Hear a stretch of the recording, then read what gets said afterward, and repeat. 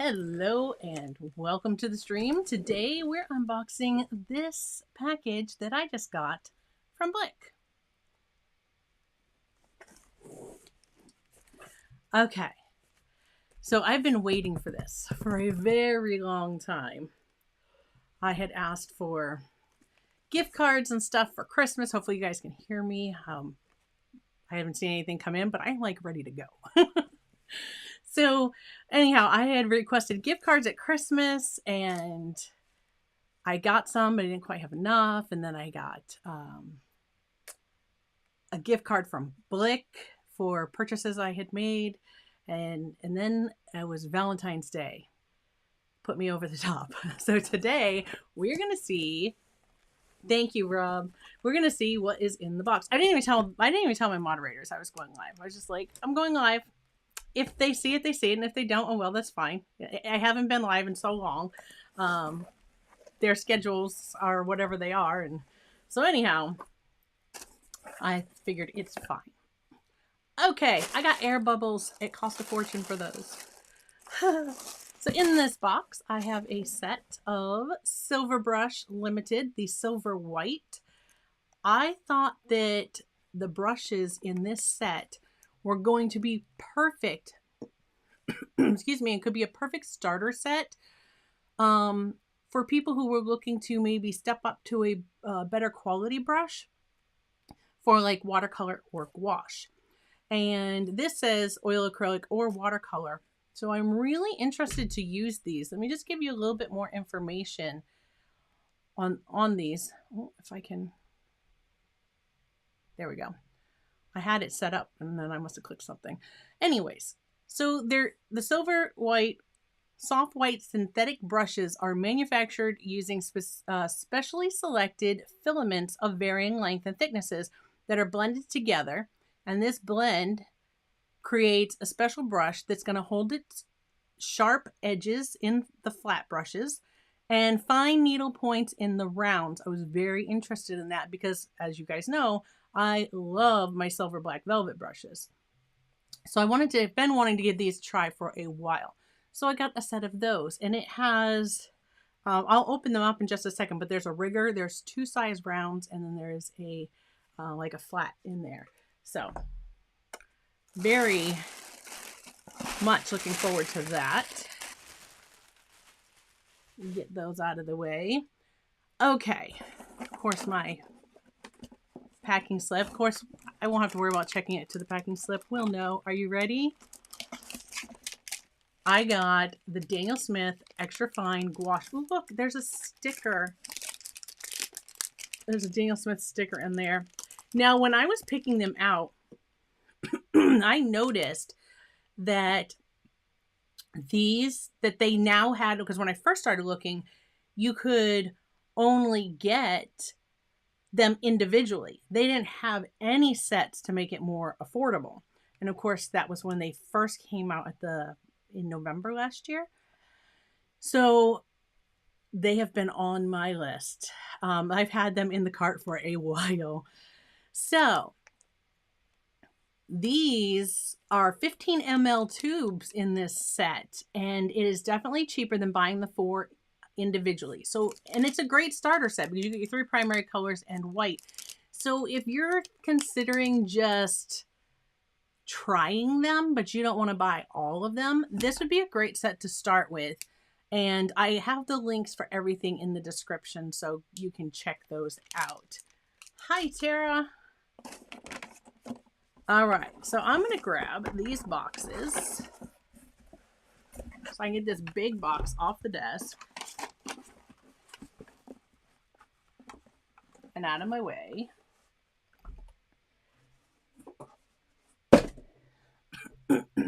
So I got not just the starter set,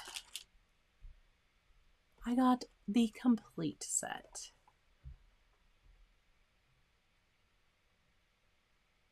All right. I'm sorry, guys. There we go. It's been a while. My program updated and I was seeing something new and wanted to see what it was about. So, okay. Let's take a look at these boxes. There are 22 colors in all. So here's 4. And the colors in the starter set are titanium white, ultramarine blue, pyro red, and Hansa yellow medium. Then I got Cascade green. And I want to see, of course, oh, I do have glasses, but I hate to put them on. Oh, it does. So for those of you who like pigment information, I love pigment information, but I geek out over that kind of stuff.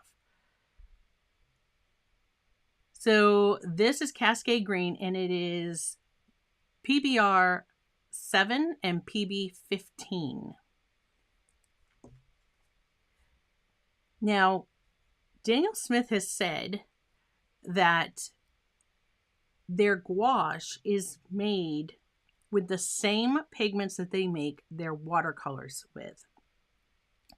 So I grabbed my watercolor, Daniel Smith watercolor palette, and I think what we will do is we'll just check some so you can see the difference between the watercolor and the gouache. And this one is Burnt Umber, and it is PBR 7. That was all that was in that box.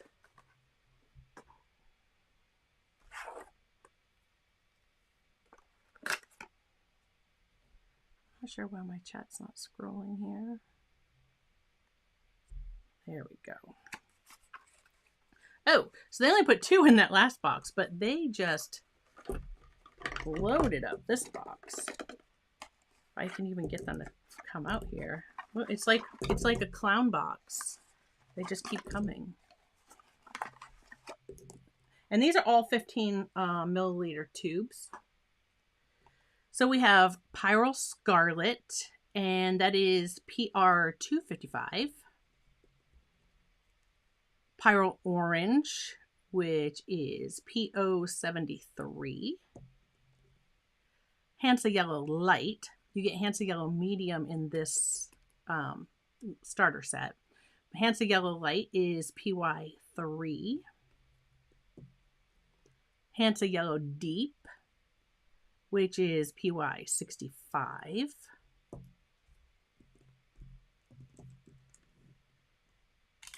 I'm kind of starting to lay them out in a little bit of order here. We have Quinacridone Magenta, and that is PR 122.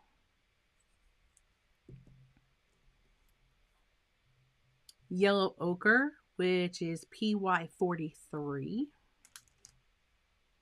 This is Permanent Green Light, and that is PY 3 and PG 7. So we've had a few that are single pigments. And this one is Lavender, which is PW 6, and then PV 15 and PB 29. And we have another box. 3 more in here. We have Raw Sienna, and this is PBR 7. You see, those look very similar. I almost didn't order every color, but you know me. It's Daniel Smith, and I have full set syndrome. So I did. And then Burnt Sienna, like these were very similar. I thought about only ordering 2 out of these 4 because I probably could have mixed the colors, but yeah, I didn't. So Burnt Sienna, which is PBR 7. And then we have Wisteria, and Wisteria and Lavender. Well, they're not. They're very different. And Wisteria is PW6, and oh, and it even tells you too on these. I haven't been reading. I've just been going for the pigment number. Titanium White, which is PW6, and Quinacridone Magenta, which is PR 122, is what makes up this color. So I got Quinacridone Magenta. I've got the Titanium White. I could mix this. Something important for you guys to know, like if you're trying to cut down on what you're going to be getting. You know, if you play this back later and write down the pigment numbers, if there are two, if they have more than one pigment in them, you could just get the pigments that make up that, you know, that particular one. And then you're going to want to, you know, just mix them until you come up to something that's similar. But you could mix them. So look at those. Ugh. And then we have another box. There's more. And I'm going to hopefully be able to decide on a palette. I got two, and I'll show those to you in a minute because those were what I ordered from Amazon. So this was Blick, and I'll show you Amazon stuff in a moment. And apparently I have two buff titanium, and I don't know why, because I'm pretty sure I only ordered one, unless somehow that button got clicked twice, and then, great. It is a convenience color. Yes, this is definitely a convenience color. So buff titanium, I'm gonna have to double check my order because I don't think I ordered two. And I would have appreciated not ordering two because it already cost so much money. So buff titanium is PW6. So it is the same pigment that they use to make titanium white. It's just treated differently to get this color. So there we have those. Not sure again why I got two. And then I've got lamp black, which is PBK6. Lamp black. It's going to be very black. And when I was watching them go over these, actually Daniel Smith doing the, is it John Cogley? Anyways, this is supposed to be very, very dark. And of course, gouache is matte. So it's going to be very, very dark and very, very matte. I'm really looking forward to swatching that one. So then we have cobalt blue, and cobalt blue is PB28. We have spring green, and spring green is nickel titanate yellow PY53 and phthalo green PG36. And it is also a big old B word that I can't pronounce, yellow, which is PY151. Oh, have you missed me? It's been a while. Okay, and then Indian red. And you see Indian red and burnt sienna. That was another one like I questioned, why do I need both of these? They are so similar, and wait till I swatch them, you'll see. So I got them all because I wanted to be able to show you guys so that you can make a good decision for yourself. Do you actually need every color? So thanks, Rob. So Indian red is PR101. And so burnt sienna, again, is PBR7. And then the Indian red is PR101. So you have a brown pigment and a red pigment, but they are so, so very close. All right, and then of course we have these. Let's pull those out. And this is showing us all 6 series 18, 19, 20, 21, 22. Yes, this is showing us all 22 colors. Let me just pull this out of the sleeve so we don't get glare. All right. There are all of the shades that they have, all the hues. Got a little Daniel Smith sticker there. You know that's going on something. This is probably going to go right on the palette that I put these in. All right, if I can decide that. So the Hansa Yellow Medium, that is PY74. And that's going to go, there's yellow light. There's, wait a minute, let's go this way. Yellow light, yellow deep, yellow medium, titanium white. I would have preferred if there was a mix-up, they would have sent 2 titanium whites because you know you're going to use white so much more, but I digress. Ultramarine blue is PB29, of course. And then Pyro red is PR254. Now, that's another one. You see Pyro red and Pyro scarlet? So very close. My monitor here looks like it's showing you a little bit of a difference, but hello, Judy. That's okay that you're late. We're glad you're here. So that is Pyro red and Pyro scarlet. Those are also very close.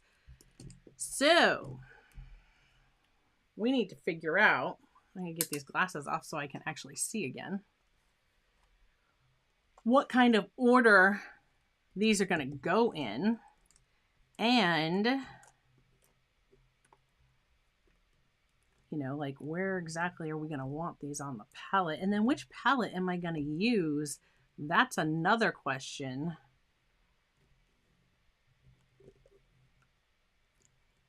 I always like, do you guys do that? I tend to do, I know everybody sets stuff up differently, but as you get into like the browns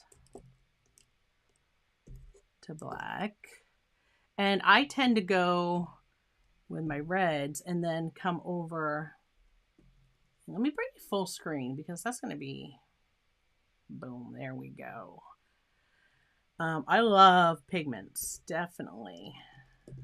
All right, so wow, you guys are getting like that whole thing in there. And then of course the titanium white.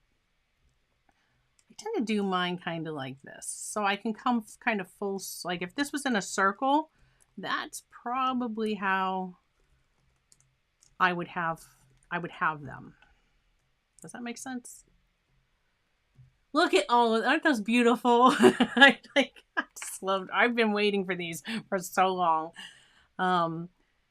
So, you know, they do it, well, this is the set, but then they show the rest of them going in order like this, which I could do them in that order as well. It does make sense also. Decisions, huh? Hello, Jacqueline. It has been a while, hasn't it? All right, so let me show you what I got from Amazon. So first off, and what I'm going to be working with in a little bit, is this Winsor Newton watercolor. This is a 25% cotton paper. So it's not 100% cotton. It's like a cotton blend. And I figured I would give that a try. So this, again, everything is linked in the description below. So I'm going to do my swatching and stuff on that.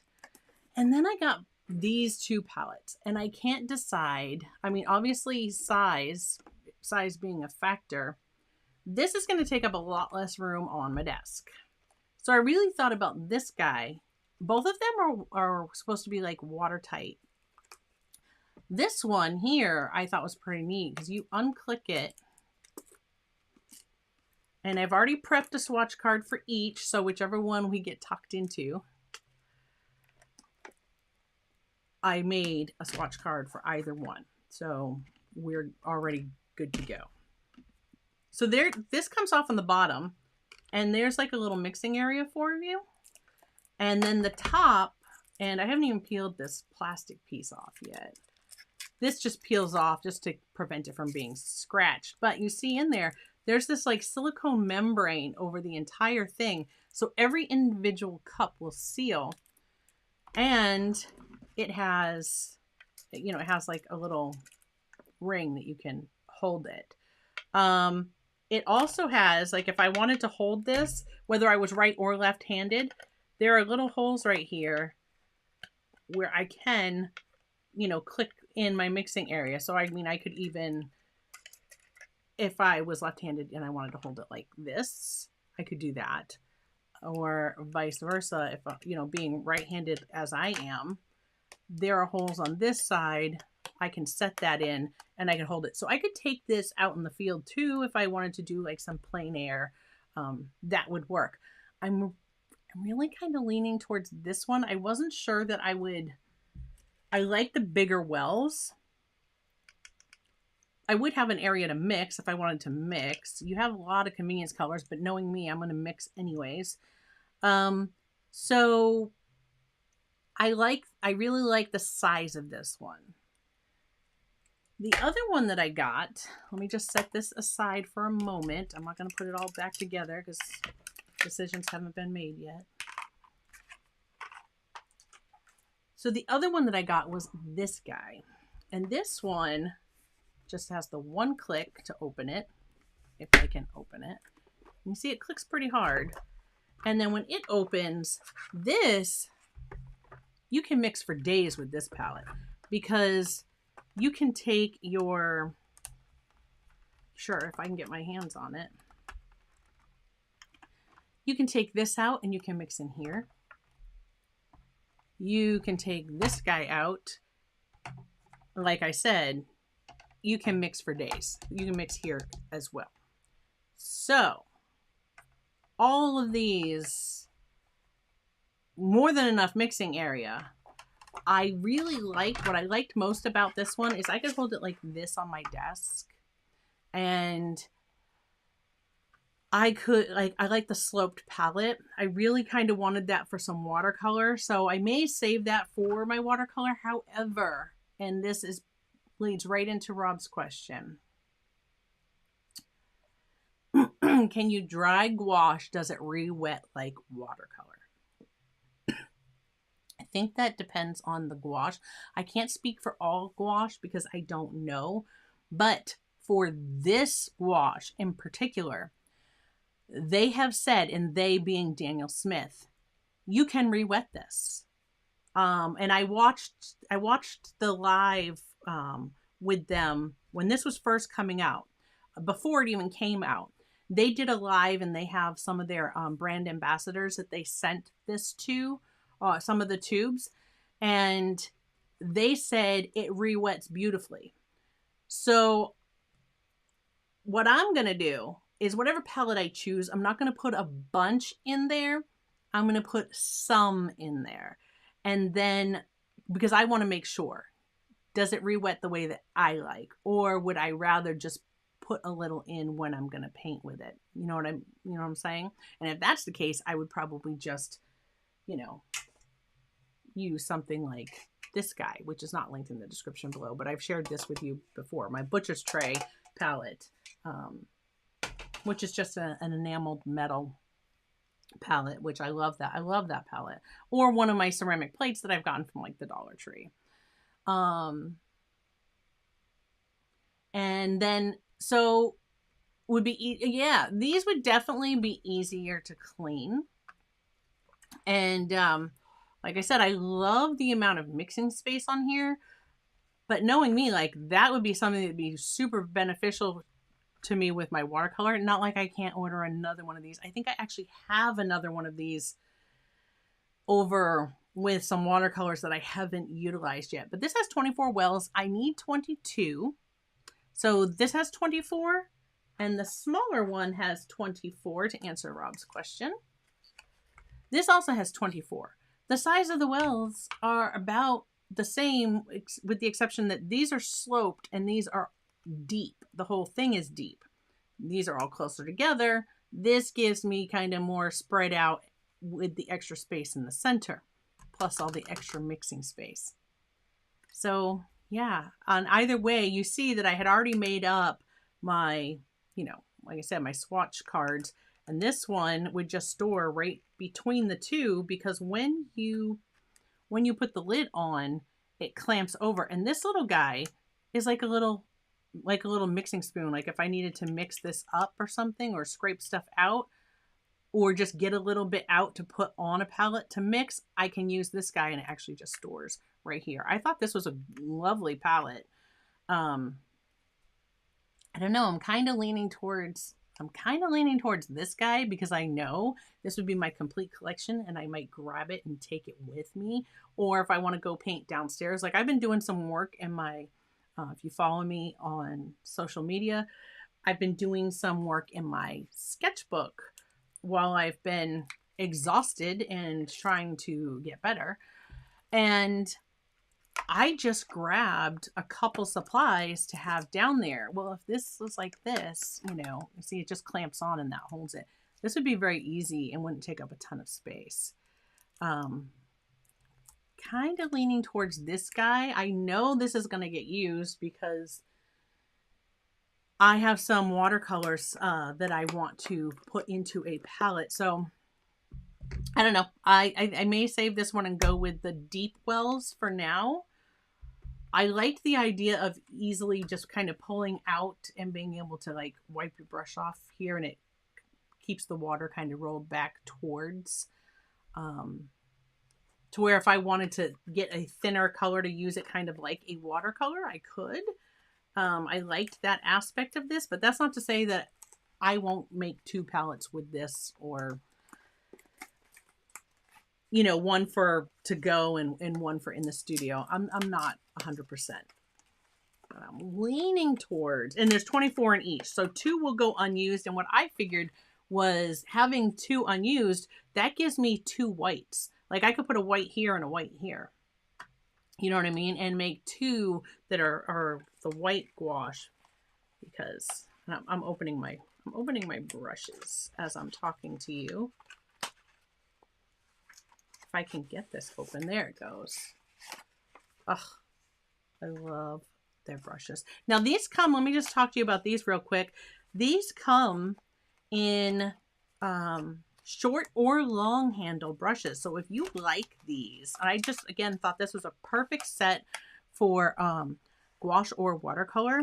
And of course I had my gouache in mind because nothing, absolutely nothing but watercolor touches my silver black velvet brushes, and not even opaque watercolors. Like literally nothing but the watercolor touches those brushes. So, but I thought if these worked really well, because they specifically say not only can they do you know, regular watercolor, they can do acrylics. Didn't it list oil, acrylic, and watercolor? So if they can do acrylic, you know that they can do gouache. And then these would be my only, these would only be used for gouache at that point. They have 2 sets that you can get. If you wanted to get like a set of brushes for it to be more economical. The other set has like, this comes with a #1 rigger, and then it has a #4 round, a 1/2 inch stroke, which I think when I did a build your own sketch box that I haven't shared with you guys yet. That's coming. They have that back. And if you just quick, any of you are interested or like Sketchbox, and if you've heard about the build your own, that is back. The build your own sketch box, and they have new items. So if it's something you've enjoyed doing before, they have the silver, they have this one, and they have a #2 bright that are in there. So if you did something like that and you wanted to try these brushes, that'd be a good way to try them. I got another one. I'm gonna have 2 halves, but I don't mind. And those were in the sketch box. And I thought about doing another build your own, and I was going to do the #2 bright because I don't have that. But in the other set, you would get, I don't remember all of the sizes that come in it, but I know there's a 2 and a 6, size 2 and a size 6 round. And I think there's another larger round. Don't quote me on that. It's on my wish list. It's only like, the other set's only like $19. And this whole set here, I think depending, it's at Blick, and it is linked below. And it's like 20, low 20s, I think, for the set. I didn't think it was bad for a set of silver brushes. Hopefully I love them. My fingers are crossed. So that's what we're using today. I'm going to pop these off, because we're going to try out everything. Of course, I always save these. Sometimes when my brush is wet, I will, well, right now, because the sizing is still in the brush, I will put this back on so that if I travel with my silver brushes, I don't damage them. And then I'll slide those like in a tube. I have a tube actually downstairs. I forgot to bring it up. That was like the center of like a roll of vacuum seal bags. Like, you know, if you vacuum seal your food, and it's really rigid, and you can save those, cut it to the size you need. And it's rigid cardboard. Like this is rigid card. It's just not as thick as this, but it's very rigid. So anyways, and you can cut it to the right size, and then you can slide your brushes in that and put that down in a bag. So now they're in that tube, but they're not taking up a ton of, you know, there's not a ton of extra space, but they're protected. I do that a lot if I put it in my like little go bag. And I always save these. I have a bunch of them so that I can grab whatever brush I want from my little turnaround there, stick them in, stick them in a protector and go. Okay. So that's what we got from Amazon. I really am thinking, do I have room for expansion? Daniel Smith will really, yeah, they're going to. They've already said they're going to. They're already working on more colors. I don't know when they're coming yet. I haven't heard any talk about that yet. I usually watch them. I know right after I finish streaming, they're usually live on Facebook. So it's like 5 o'clock. They go live every Thursday and they go live on Friday. So if you're ever interested in that, just look up Daniel Smith on Facebook, and John Cogley goes live or somebody is going live every Thursday and Friday, and they'll always tell you about new products. And that's how I found out they were coming before it was really out that they were coming. They announced it during one of those lives. And that's where I got the information as well, that these are the exact same pigments that are in their watercolors. Yeah. So I don't have it linked in the description below, but just go to Facebook and search Daniel Smith. You'll see their official page, and just follow that if you're a Daniel Smith fan and you don't already know, or if you're interested to hear or see some of the stuff. They do some really great lives, and again, that's usually when I'm done.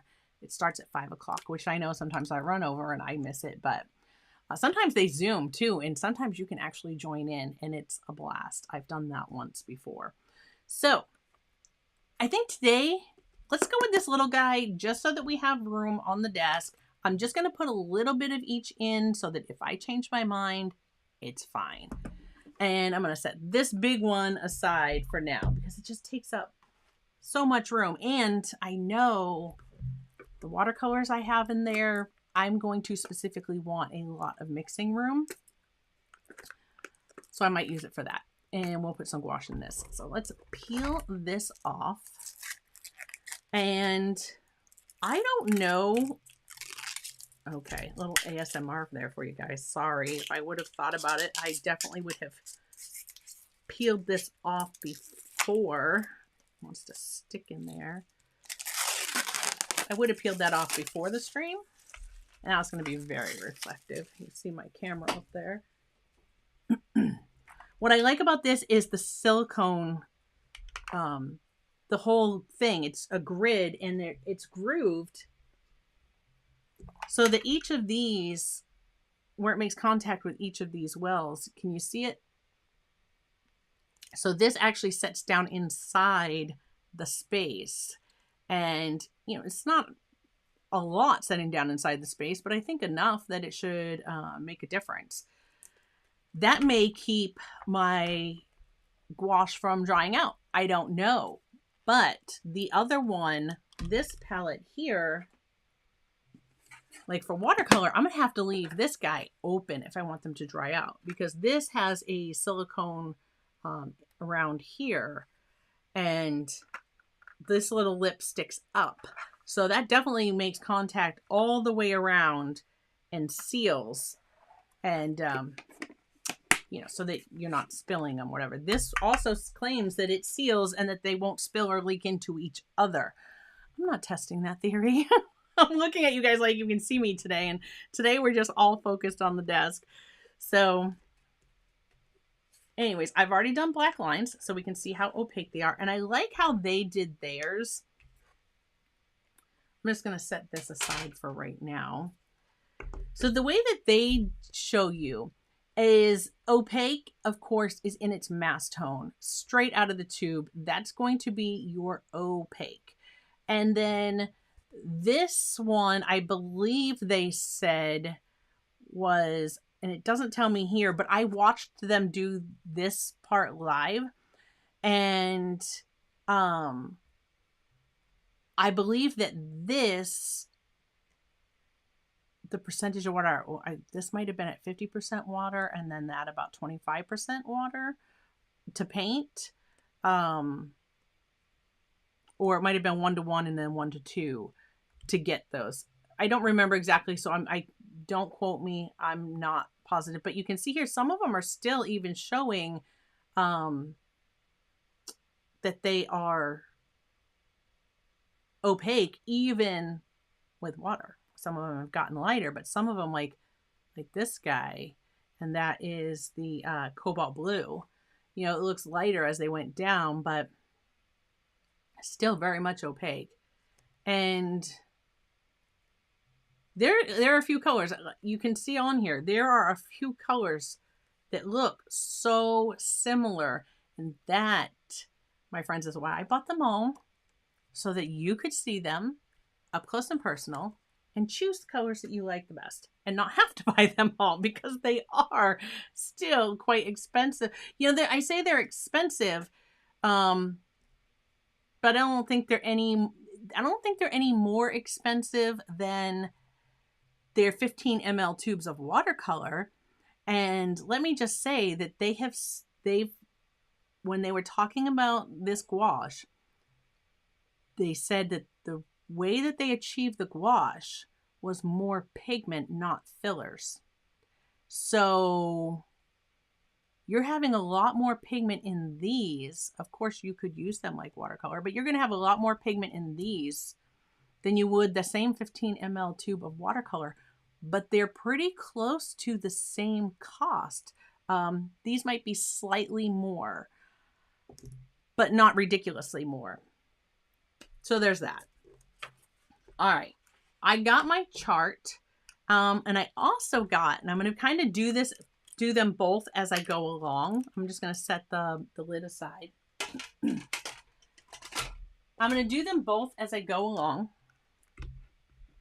I made a little Happy Easter and figured I would paint this in, and I'm going to do each of the eggs like different colors, and I might do other stuff on top of these so that you can see how they react one on top of another. So as I'm swatching, I'm just going to go right along and fill in an egg, and then afterwards I can come back, and if I do a background or if we add anything depending on the time, we'll look at that. So I made that little guy as well.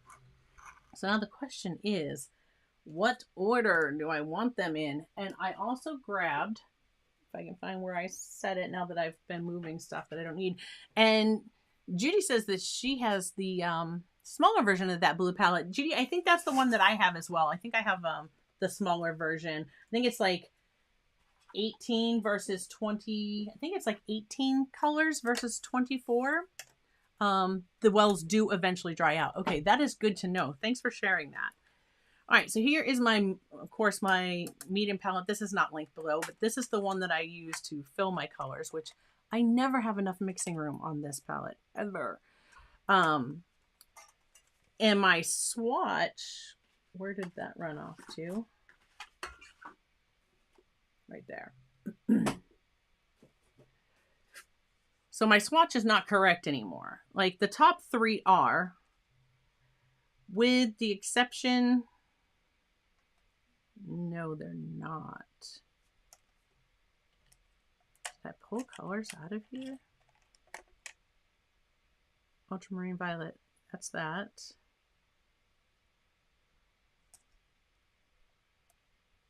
Oh, I know why that's not there. Okay.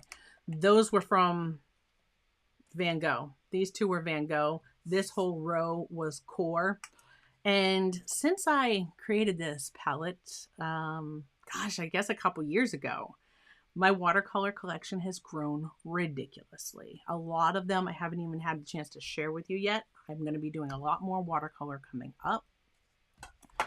So if you love watercolor, that I think is going to be exciting. So these here, I just grabbed this only because the for this, I want to compare how some of the colors are. So I'm just going to grab probably a piece of B watercolor paper, not linked in the description below. I have linked it for you guys before. But I'm just going to grab probably a piece of B watercolor paper for us to do some comparison so you can see the gouache versus the same color should be same pigment in the watercolor paint, because the claims that they make, I think that'd be interesting to see how those two compare. All right. Give me 1 second. I am going to grab a piece and put a mark on that can dry for when we get there. Excuse me.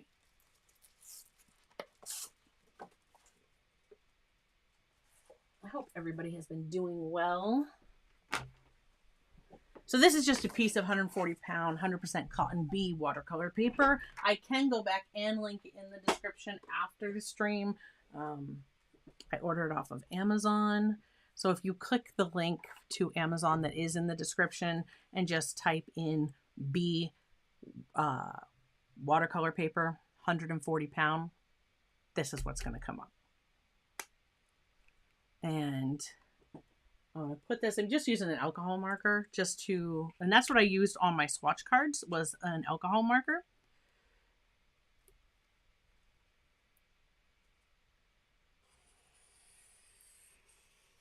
Just because I know once it's dry, it's done, it's there. I don't think I'll need more than that. We're just going to do a couple, check a couple colors. Excuse me.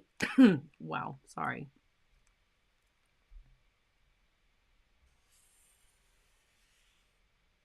It's weird, there's no Joseph today. Of course, I didn't tell him either, and I haven't been live in so long. I was like, I'm not worrying. I didn't tell Tarek. I'm like, I'm not worrying about my my mods being here because it's been such a while. It has been so long that their schedules have probably changed, and I don't even know if they're available during my regular time. I choked on something not long before I went live. I was taking a drink and it went down wrong, and I have not been right since. Okay. How exciting. To decide how Jacqueline says she loves watercolors. I do too. I just tried oil pastels. Patrons know. Excuse me, because I actually sent them, the patrons who are on my art subscription tier, my Explorer members. I just sent, March was a special one that I sent out, and they received, I'm rinsing out my brush, I'm rinsing the sizing out of my brushes while I'm talking to you. They received a set of 12 oil pastels from me this month, which is a lot more than I usually send out on my art supply tier. But every once in a while, I like to send special boxes with extra goodies. And I had tried them for the first time when I sent those to them. And I have to say, I think I liked my oil pastels better than the soft pastels. I was like, what the heck was I waiting on? Why did I wait so long to try these? Because they were so much fun to use. They were fun. So Rob, did you use them? Have you used them yet? Because Rob got them too. Rob's on that tier. He can speak to the types of packages that patrons receive because he has been with me from package number 1 when that tier got launched. You swatched them. Did you try blending any? That's what just blew my mind. Like blending, I was like, oh, these are so easy to blend. Oh, I loved them. All right. I'm sorry, guys. Normally when I'm doing something like this that's off camera, I would have you guys talking to me, and I don't have that camera set up. It has been a while.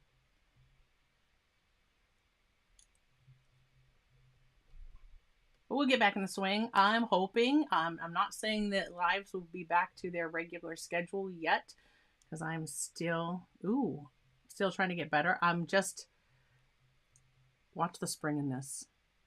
You see the spring in that rigor? I think I'm going to love, I might have to order me an extra one of these because I think I'm going to love that.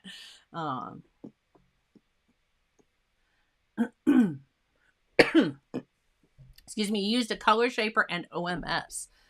How'd you like blending with the OMS? Or did you find them blending similarly to where, why do I need to use the chemical? Or did you like the way the OMS blended better? We're just putting you on the spot, Rob. Sorry. All right. I think because I'm going to go in a palette like this and not like the other one. And let me just kind of back up here for a second. Judy had a good point because she says she prefers, I refer to the other type of palette for gouache. Oh, so you prefer the sloped palette to this type of palette for gouache because you don't do a lot of gouache painting. So that's kind of why I chose this palette. I'm like, I can just put the gouache in there and, you know, put it in there. And if I don't, it's sealed. And if I don't get to it, then I don't get to it for a while. And contaminate, I'm like really fussy about contaminating my colors too. Like I don't like a dirty palette. I try really hard not to contaminate my palette. And I'm sure that someday I'm going to be like, get right over that. But for right now, I'm still like, it's precious. I don't want it to be, you know, chaos. I'm going to kind of just quickly arrange these more like 1, 2, 3, 4, 5, 6, 7, 8, 8. I should have known that. It's 24, 3 rows. Hello. And then that would go into these. And I don't know, pearl orange, pearl scarlet. See, pearl red is not in this part here. I'm looking at this because it's up here in this set. And of course this came in the set. But I'm kind of trying to arrange these. 1, 2, 3, 4, 5, 6, 7, 8. Yeah, that looks good. That looks good there. And then it would go here. Wisteria, lavender, cobalt blue, ultramarine blue, I think. And then we're going to come into Cascade Green. I'm really looking forward to trying Cascade Green.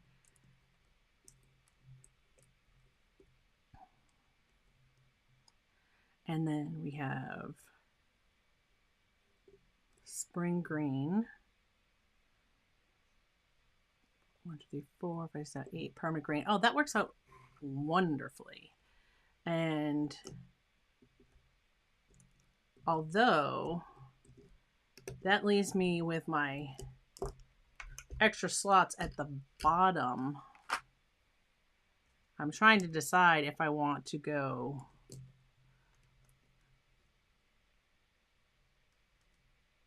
with 2 whites next to each other, or maybe a white and a white. I might do the white where it's off here, not really touching anything. We might go like this. All right. I think I've got it.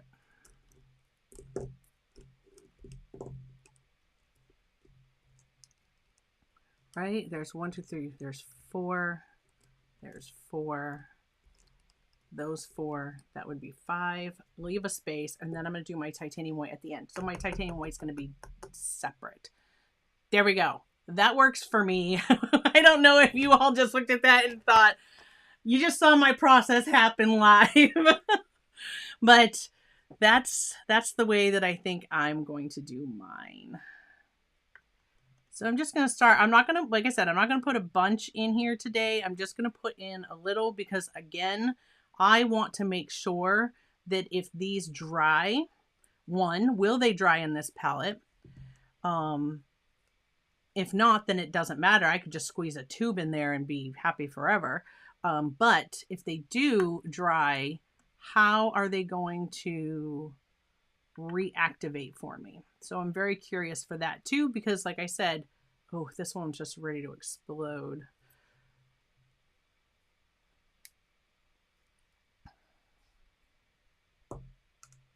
Okay.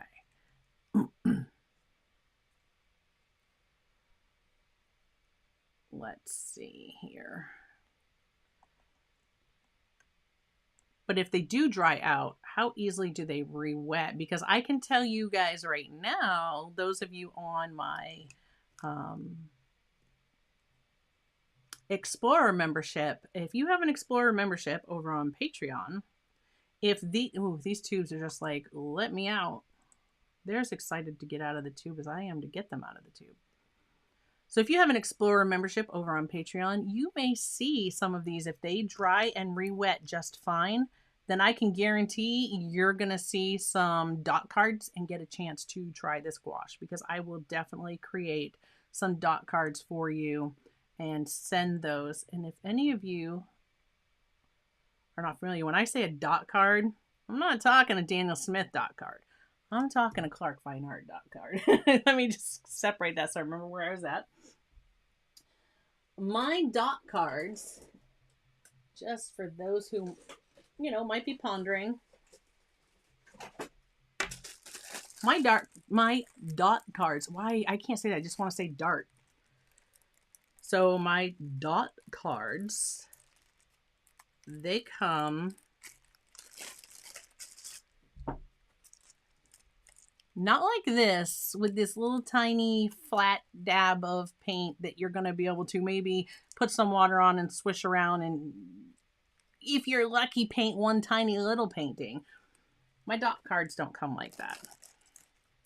My dot cards come in little mini pans, and you can actually take your mini pans and, you know, if you had like an Altoids box or something like that, a little tiny box, and some double stick tape or poster putty or something, you could actually collect them and create your own little tiny mini travel palette. So my dot cards come with the dots is a mini pan. So that's what I consider a dot, because that's what I wish I could get if I ordered a dot card. So however many colors come on one, usually it's at least 5, but it can be more. And those come, you know, it's random. I try to do different things each month. So I can tell you that not March, not this, we are in April, sorry, not April, because I already have April's supply picked.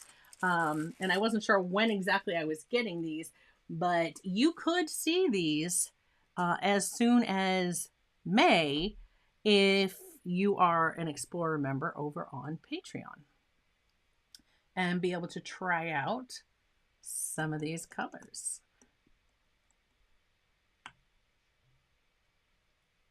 So if you want to try before you buy them all, Rob, just be patient. I'll send you some. They'll be coming. Because I really think that that's what I'm going to. Usually I don't tell patrons ahead of time. Oh, this tube just exploded like all over me. Ugh. I hate when the tubes, you can see that they've been. I'm going to try to. Let me see if I have a palette knife handy.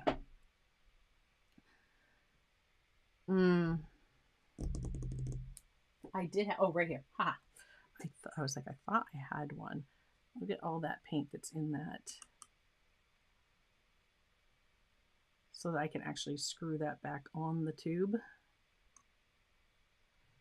Just gonna. Now the side's all messy. Oh, my finger's all messy too. I'm gonna get it everywhere. All right. That is how we make a mess. That is one thing about the tubes. Like if a tube is slightly squished when you get it, beware. It could come flying out at you when you open it. Just trying to get all that red off my fingers because I'm going to transfer it everywhere, you know I will. I'm like rinsing my hand off in my water well. I have a different towel that's full of red. Okay, continuing on.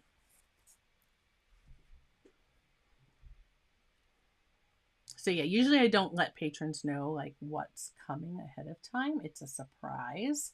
And every month there is a video on Patreon to go along with the art supply sample package that you get.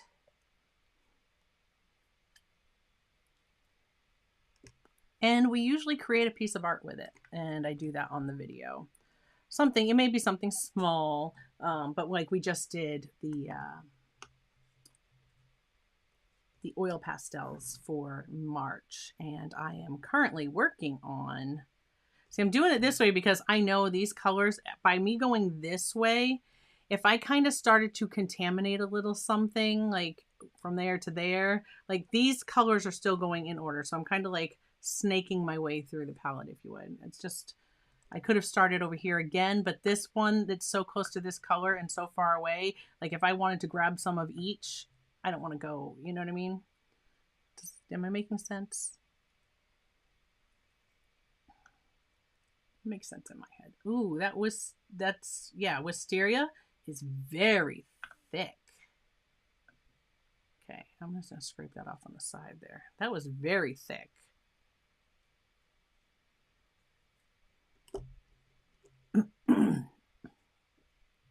Thank you, Tara.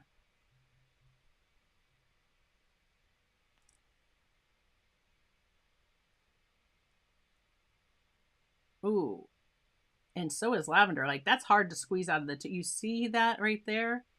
That is like, there, it was not letting go.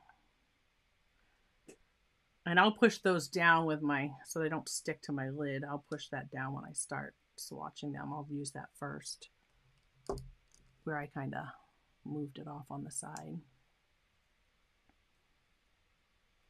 Yeah, well, just let me pop that up on the screen while I'm doing this.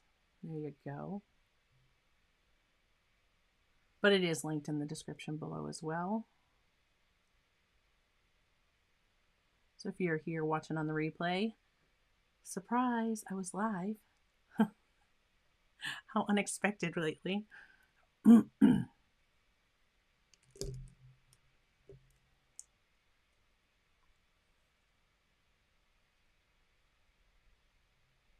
Thank you, Rob. I'm glad that you enjoy it. I have fun with it. I mean, it's like you see me, that tier is like the equivalent of what you see me do during a lot of lives. Oh my gosh. See, Joseph, I didn't want to bother you. I didn't want to bother you. I was like, I didn't tell him. I didn't give him any advance notice. I was just like, I was sitting downstairs. It was noon. I was sitting downstairs. FedEx came. I was like, oh, Lou goes, it's your box from Blick. Because he's home today because it's been raining. Oh, well, not ice. It's hasn't been raining. It's been sleeting all day. Everything's covered in ice. So winter is not over up here yet, my friends. No, not yet. It's still going in Maine. Anyways, and I was like, ooh, I should just go unbox that live because I wanted to get in these colors and play so bad. And I was like, oh, I'm just gonna go live. And Lou even asked me, are your mods gonna be on? And I was like, I don't know. I'm just gonna surprise them. I'm going live. Hopefully I can handle everything if they're not. But yeah. But hey, thanks for being here, Joseph. And shame on YouTube for not sending you the proper notification. I did do it an hour ahead of time. So yeah, within 2 hours, I mean, I had the thumbnail done. I was ready to go. Oh, see, and I was like, you know, they've got, their schedules are probably whatever, because they're not planning on me being live at this time. So, you know, but hey, hope he's doing okay. So yeah, what I was saying about the Explorer membership, it's basically like when you see me here exploring and trying a new supply for the first time and really getting to test it out and put it through, you know, what if I do this with it, or what if I try that? And it's like that, only you get to do it because I'm sending you the supply, and then I do the video, and we kind of get to do it together. So it's a lot of fun. Sometimes, well, we haven't done that live yet, but I have thought about sending out the packages and then going live once everybody has their package and we all do it together. So surprise, more surprises. That's coming. That's coming, Rob. I just thought that would be a fun thing to do too, because I can record it and then have it available for, you know, patrons that can't make it on the replay.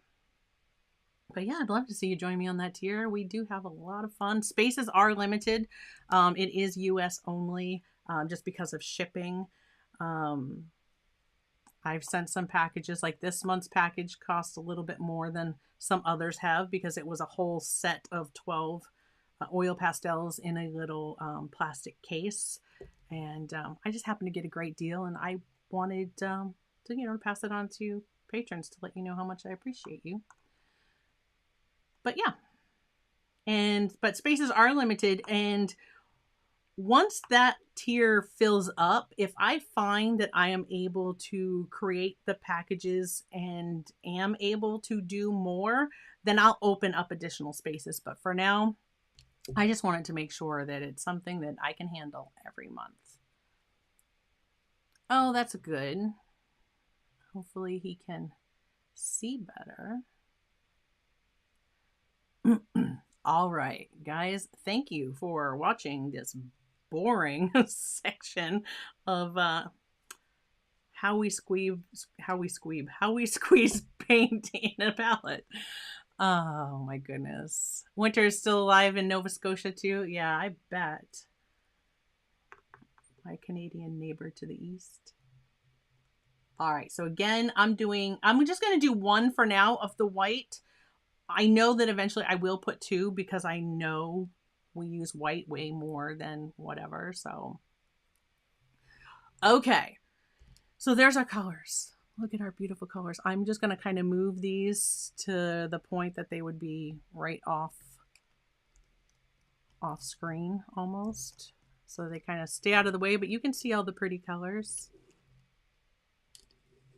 A little bit of shadow there from my phone that's recording when we go to our side view. But I don't think we really need that today. I think that looking down from up top, I think is kind of better. I don't know if you guys agree with me, but I think that seeing that would be much better if it was taking up your whole, taking up your whole screen. All right. Again, I've got my silver brushes. Those are linked. Let's see how we like them. I'm going to kind of do these here just random. I'm not going to make them go all rainbow color. I want the colors to be like fun, festive, all over the place. And I specifically did some of this scrolling letters so that we can test that rigor and see how it does. So let's go back to full screen, because boom, there we go. We want to see the desk. We want to see everything as large as possible. All right. So starting out, I'm just going to swatch with the number 10 round. I am really curious to see how this holds a point. So you may see me do some different kind of strokes and stuff as I'm putting it down there. That's just me kind of getting a feel for the brush and checking out, like, how well does it hold its point? What is it doing? That kind of thing. Well, I need to get my little palette knife cleaned off and out of my water. I don't want to leave that sitting in water. All right. Are you ready? You ready to see some colors? Oh, thank you. I'm glad that you guys find it informative. Thank you. All right, here we go. I got my rinse water. I got my clean water. Still using my paint water. If you guys, those of you who have been around a long time, remember when I created that little water well with my paint puck in it. So there's my clean water. Hopefully we never see me go grab that when I'm rinsing out. I do have my Faber-Castell with the paint puck in the bottom of it. That's my dirty water. See, I can see my clear, you know, I want to tap this off. I can see my good water. I want that to stay clear. That's why I put it in the clear jar. And these are just things I think are going to help my brain. I have no idea. But first, all right. So what I'm going to do is I'm going to go. First swipe is going to be full strength. Just we're going to grab the gouache and we're going to put it down here. And that is beautifully opaque. It is smooth, nice and smooth to lay that down. So next, just going to dip my brush in some water with what's left on it.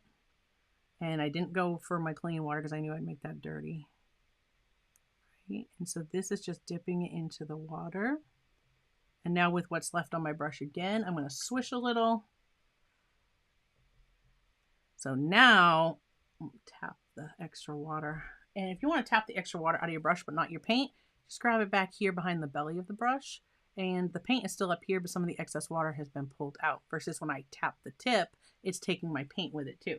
So just a little tip. All right, so I pulled some of that water out.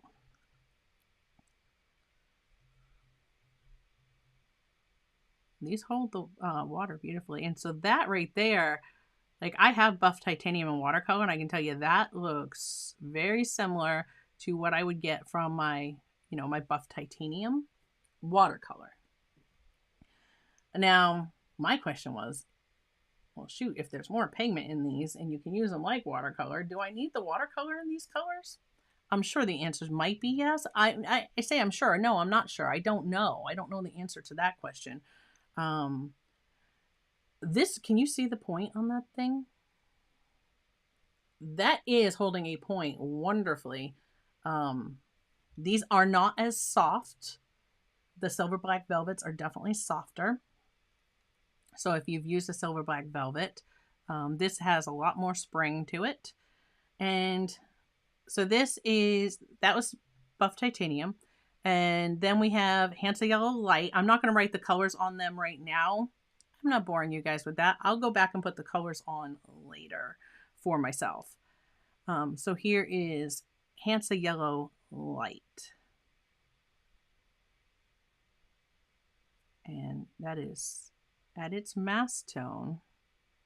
I'm just getting a little extra gouache. I didn't have a whole lot on my brush there. I would say that it's mostly opaque. When these dry, of course, I'll bring them up so you can see them closer. So now I'm just going to dip in a little bit of water, kind of shaking my brush out there.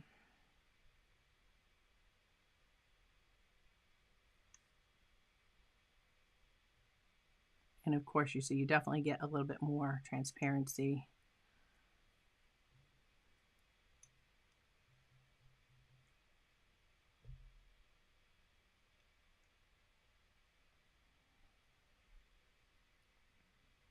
And then I can thin that down almost just like watercolor. And now it's very transparent. So we can go from really opaque to quite transparent with this one. I like it.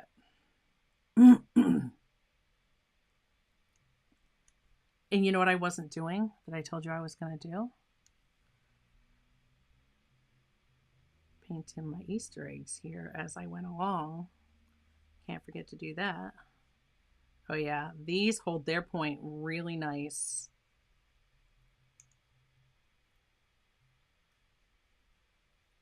They hold a decent amount of water too. I definitely like that. Paint your eggs. Yeah, see? I was like, you must have thought it, and I read your mind, Tara. And I was like, oh yeah, my eggs.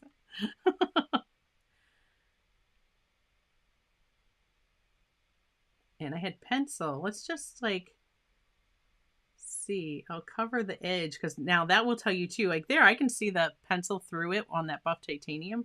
Maybe I didn't have enough gouache there, but let's cover this one over the pencil lines. with that yellow.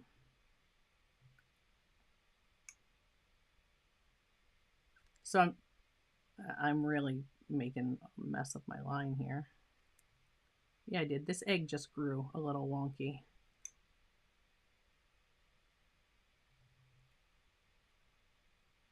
All right. I don't know if it's the thickness of, I wouldn't think so, the thickness of the gouache when it's full strength, or I just get a, I think it's, I'm just used to my silver black velvets. So I think when I do, oh, that looks like it stained, that one stained the brush a little bit. When I do my silver black velvet, the way that that point handles and the way that the whole brush handles, I'm so used to that. So these are definitely different. They're definitely different from that. Okay, so next we have our Hansa Yellow medium. And that is definitely, well, when I first put it down there, seemed like I was getting decent coverage. Now that I'm going over it a few times, I'm pulling some of that paint back off by doing that.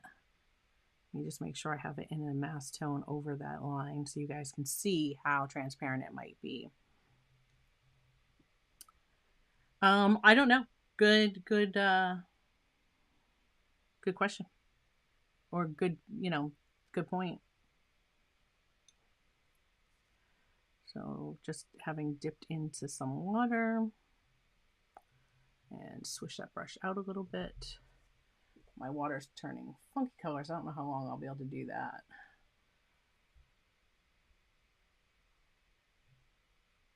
And then that, of course, is definitely thinned down, although it doesn't, you don't look it. That one looks like it's a little,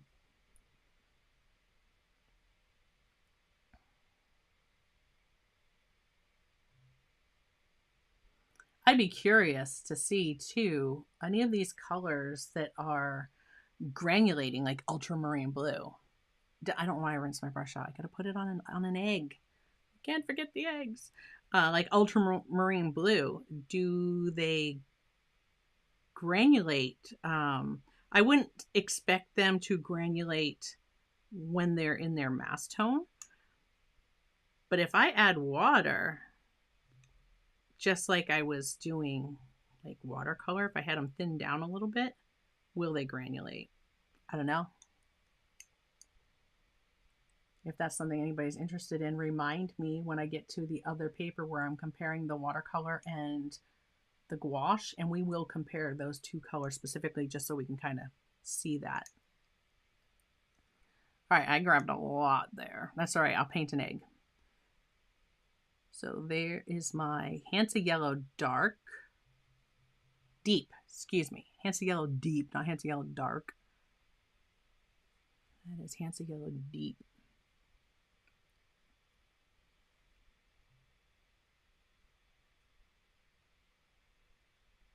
Oh.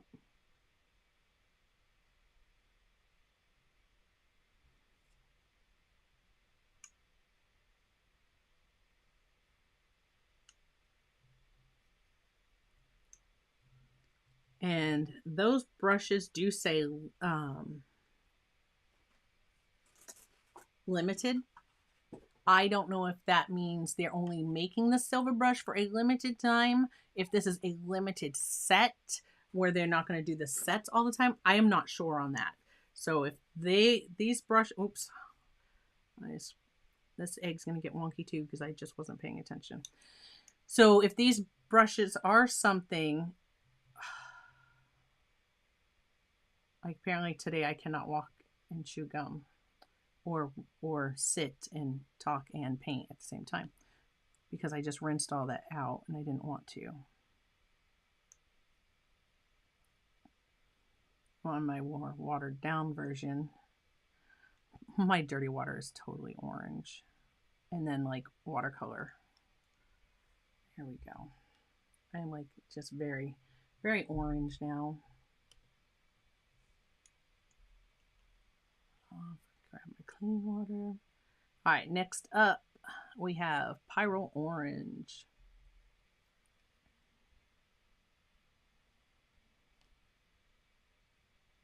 And that's a beautiful color.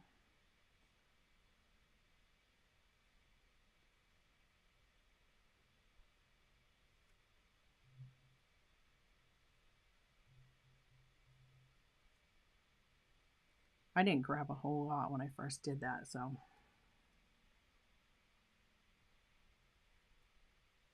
That orange is beautiful.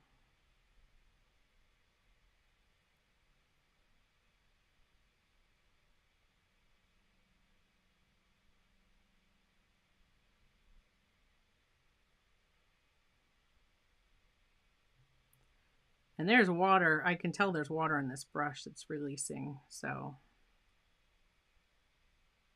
Because I can see it later in some spots.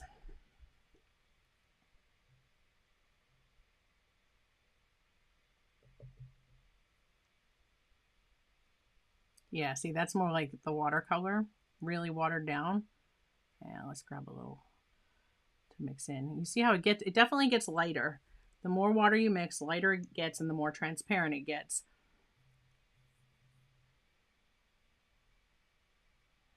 So next up we have Pyro Scarlet. This is our Pyro Scarlet.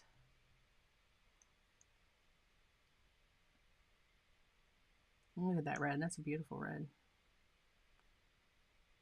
I've stopped saying that. I have a feeling I'll be saying that for like all the colors. They're so pretty.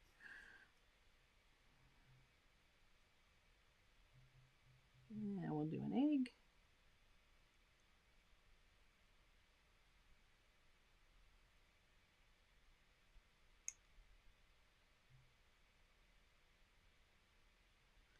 And my eggs might be a little wonky and odd shape, but that's okay. That happens with real eggs too. A little bit of water mixed in. And then I'm going to dip one more time for more like watercolor.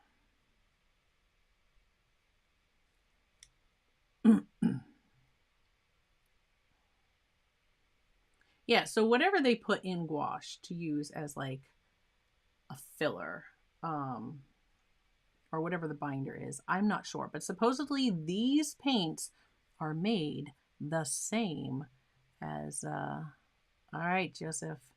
Yeah, drive safe. So these here are made the same way their watercolors are made. They just have more pigment to make them opaque. So yeah, all right, I'm going to catch what was on the side here. And I can tell you that what was on the side was drying, and that came right off. It definitely re-wet there on the side, what had dried very easily. Ooh, look at that. So from the last color to this color, Rob, you were interested. There you go. This one is a little deeper. The Pyro Red to Pyro Scarlet. Pyro Red is a little deeper. I like the Pyro Orange and I like the Pyro Red. And Pyro Scarlet to me is kind of like in between. You probably could get that mixing the two, or mixing this red with like the Hansa Yellow Deep. Pyro Scarlet is just PR 125 by the looks. I don't have my glasses back on, so that writing is tiny. All right.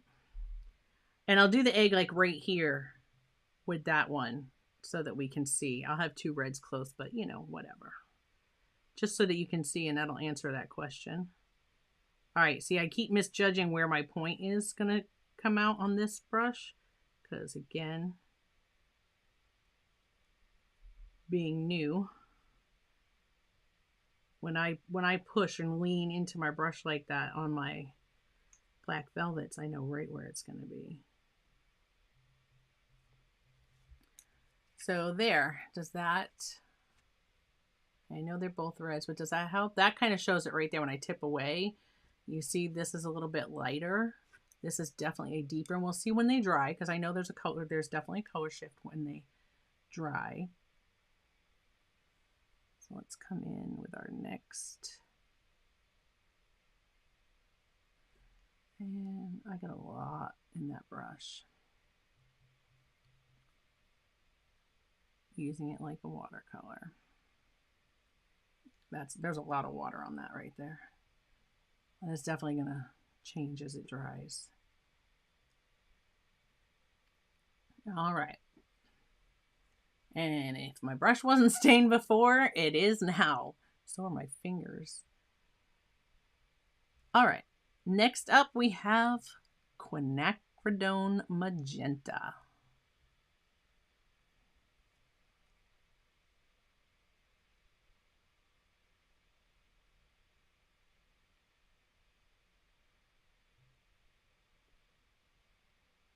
That is a pretty color. I'm going to pop that right over here.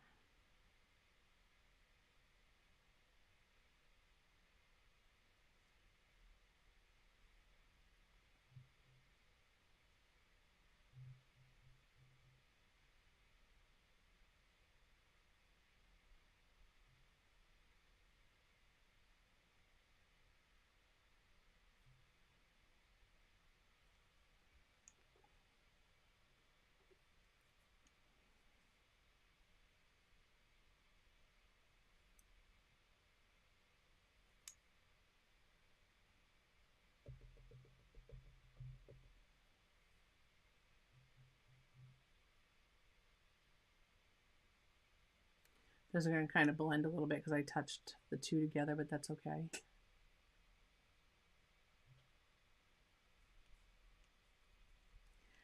Next up is the yellow ochre.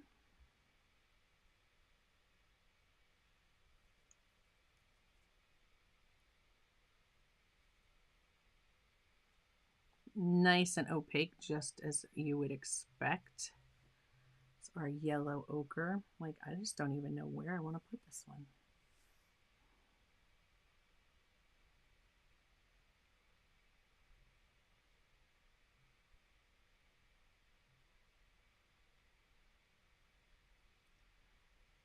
You see the texture of the paper coming through on that one. There we go.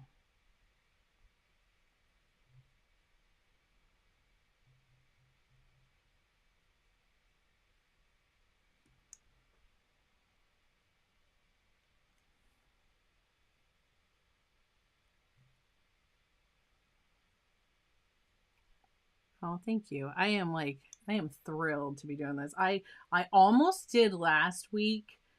I was giving it some serious thought, but I had been so tired. And then it seems that I may have my illness from last October, the dreaded C virus. And it might have caused chronic fatigue. And that's what I've been trying to deal with. Like yesterday, gosh, I woke up, it was so late. And I could have just gone and sat down in the recliner and gone right back to sleep. Did I just go the wrong way? No, I'm going the right way, going across this way. All right, that just all of a sudden, I like such a jump in color to me. It just wasn't making, my brain was not making sense of it. And so this one is the Permanent Green Light. Permanent Green Light. And of course, the bad part about doing these eggs all random like this, if you should ask me later, what color was that? I don't know. I mean, I could figure it out. But because they're not in any order. And these actually would have been the order, like if I used the other palette, it would have gone kind of stacked like this. So I would have done them. In that case, I would have done them in order as I had them, you know, in the palette. And they both would have matched. Ooh, look at how bright that gets. That was just dipping my brush into a little bit of water. How much brighter. And then one more time, a little bit more water.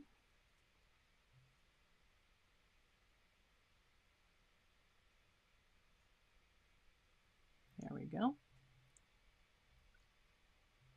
It's like almost looks neon on the screen. I don't know how it looks on your monitor, but it almost looks neon here. The next one is spring green. So we have spring green. Whoa, whoa, whoa, whoa. Spring green is right here. That is next one is Cascade green, which I have been waiting for that to see that color.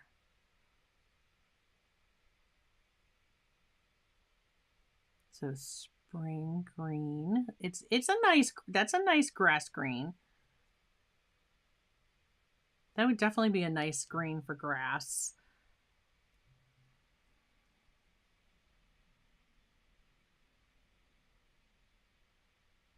I love greens. Greens and purples.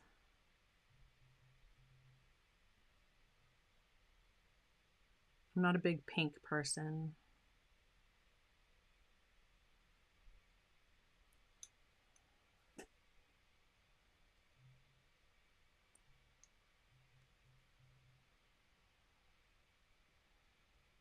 Oh, and Rob had said that he had to go too. If you're already gone, Rob, I'm talking to you on the replay.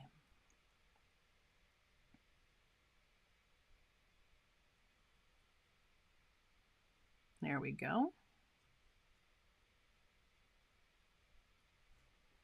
All right. So then we have Cascade green.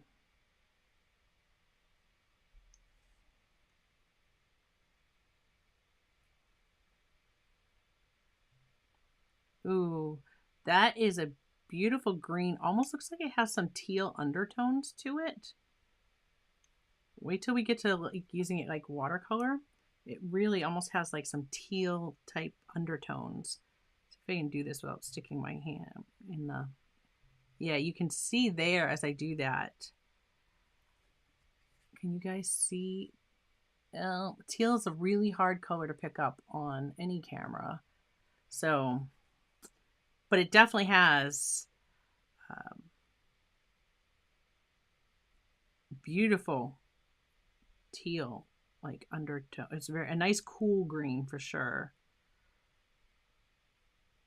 It's beautiful.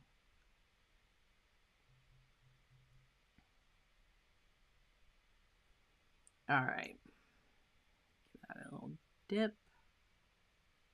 Okay, that's like watercolor. I used up so much of what I had on my... Just blend this back in. There would be a mix, and that one was like really light. And this one kind of takes off. I'm just going to show you on the back. I think if this was like wet into wet, right? We have our wet. Take a little Cascade. See, it just took off.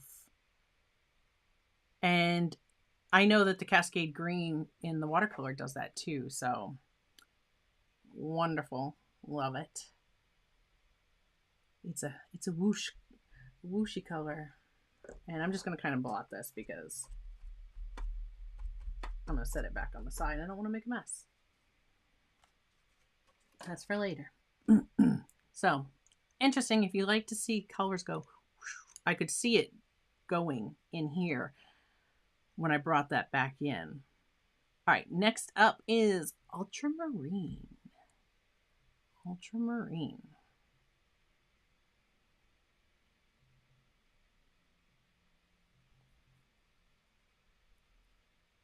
Look at how it like, can you see it? Just like standing up on the brush.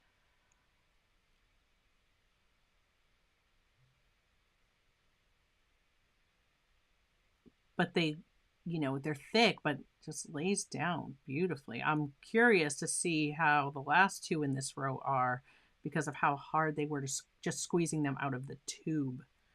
they were so hard. All right, let's put our ultramarine right over here.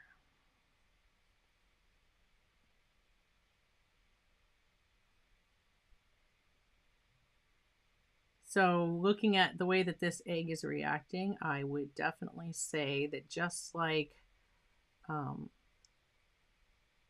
it would definitely have some granulating effect if it was done. You see that?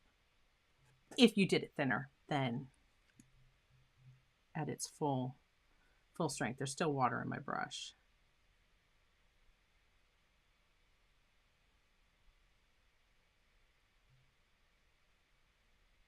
We'll just kind of let that be what it is and see how it looks in the end.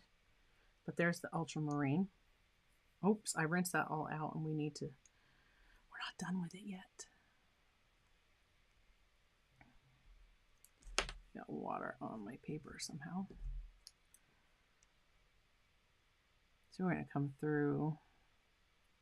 There's still a lot of water in my brush. I just barely touched it to my ultramarine. I'm just going to let that bleed out. And if I was doing it like watercolor, or vice versa, I'll get the point when I look at it. You know, I'll know.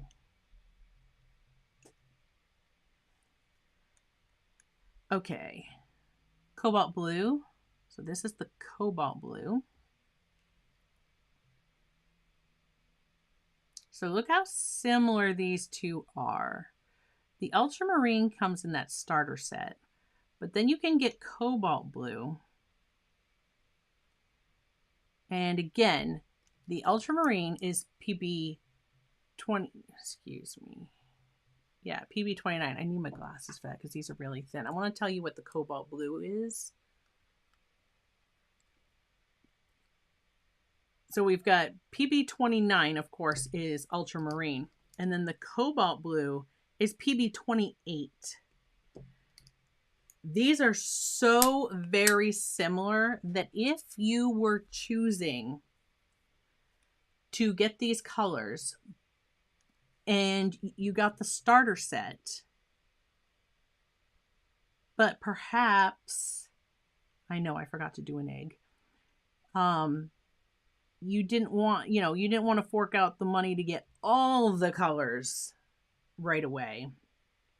Then I would say if you got that starter set, don't get cobalt because they're so close. They're so close to each other.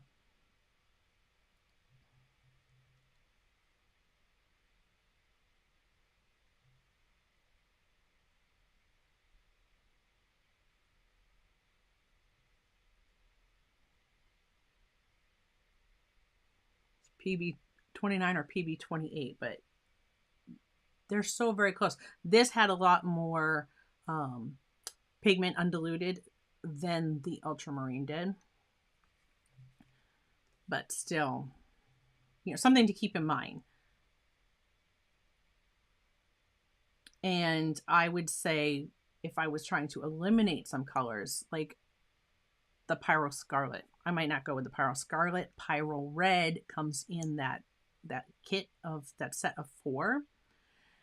So, and then again here, you get Hansa Yellow Medium in your set. Do you need Hansa Yellow Light? I don't know. That's, again, personal choice. And this was alcohol marker, and it actually bled in that one with a lot of water, which is weird because it shouldn't have, I would not have thought bled. Okay, next up is lavender.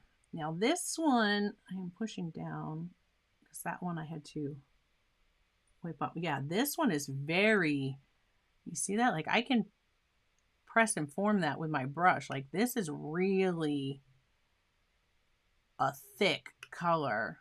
Now I've got it all over my brush, but that's all right. We'll use it on the egg. Look at that. Beautiful. That's the lavender. And this one, my question would be, can you mix your ultramarine. Yeah, it's PV15, PW6, and PB29. So just mixing you don't have a PV, you don't have a violet, just a violet pigment here. So that is not necessarily a convenience color. You can't mix the ones that they use to make that. Let's put this guy right here, front and center. Pretty color. And I'm almost dry brushing to get this off of this brush.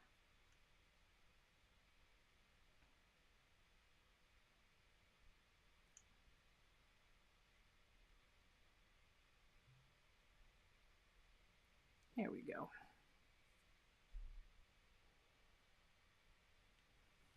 With a little bit of water.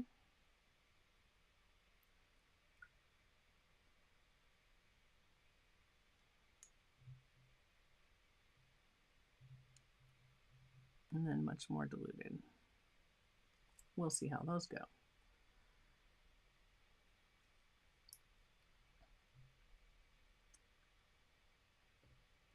So what medium is everybody else working in lately? What is your favorite medium to work in currently?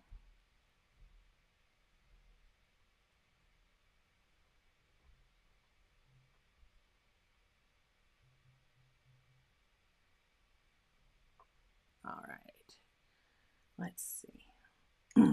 Next up, we have Wisteria. And that was the one that I was telling you. It was, I keep putting my glasses down. We talked about a convenience color. The Wisteria is PW6 and PR 122. So it is titanium white and quinacridone magenta. So this is definitely a convenience color that you could mix if you got those two colors. Titanium white would come in that set of 4. And then maybe quinacridone magenta is something you want to add. And maybe you don't get Wisteria because you're trying to, if you don't want to purchase all of them right away and know that you can mix something, you can definitely mix this color because those two, if you had the quin magenta. All right, well, let's just go right here too with this one.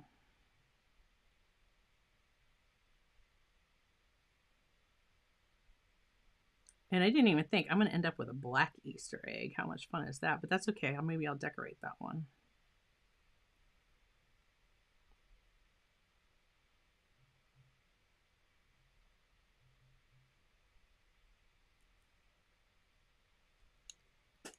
Oh, I didn't even put that down.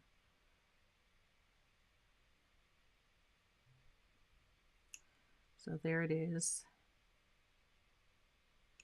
in its mass tone.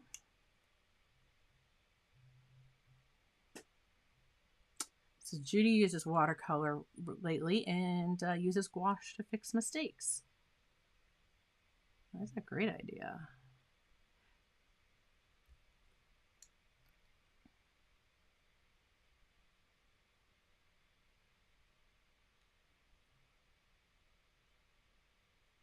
So gouache, do you have any of these colors, Judy? Do you have any of the Daniel Smith gouache yet?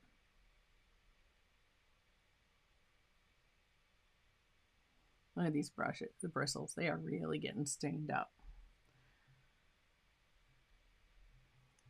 Okay, but definitely like it's clean. There's nothing, nothing coming off. It's just they're stained from the pigments. All right, next up we have raw sienna. And again, raw sienna, I'm glad these are like one over the other because you can see if you have raw sienna or yellow ochre, do you need raw sienna? It's only slightly darker.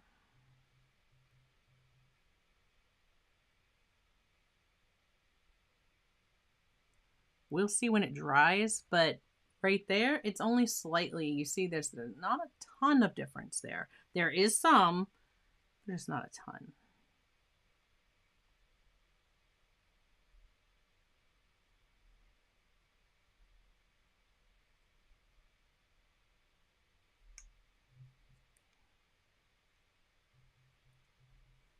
I got a little too much there.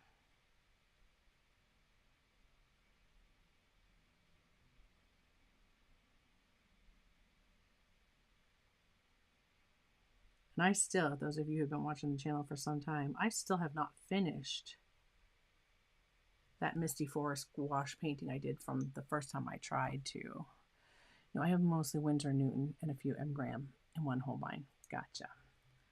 I have some Holbein. Now I have Daniel Smith. I have the Hemi gouache, of course, that Lindsay gave me. Oh, we're going here now. We've already done our egg. Switch that out and come back with a lot more water in our brush. And I have some acrylic gouache too. That's Holbein. I want to say I have a few, is it Royal Talons? I don't recall. I know I have a few other colors in another brand, but I'm not positive as to the brand. Indian Red. So this is PR 101. PR 101 should be also generally tends to be a granulating color.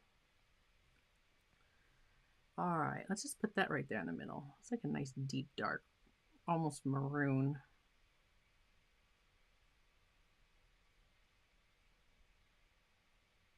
Really pretty earthy color.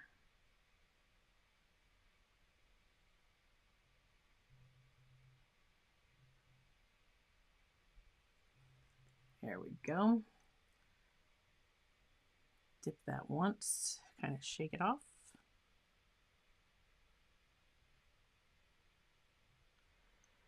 Swish it around, shake it again. See, you can get that, you can get it really, I mean, we can go really light. Just put a touch more color in there, see what it does.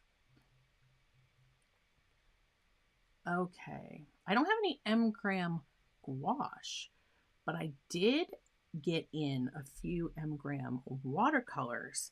I'm really looking forward to trying those and sharing those with everybody here. I have plans for I'd like to do a series on watercolor, and that I think is going to be coming up because I'm really having fun today, getting back into sitting down and doing this, and I need to do that. And so that series, those would be like video on demand type content, not live stream.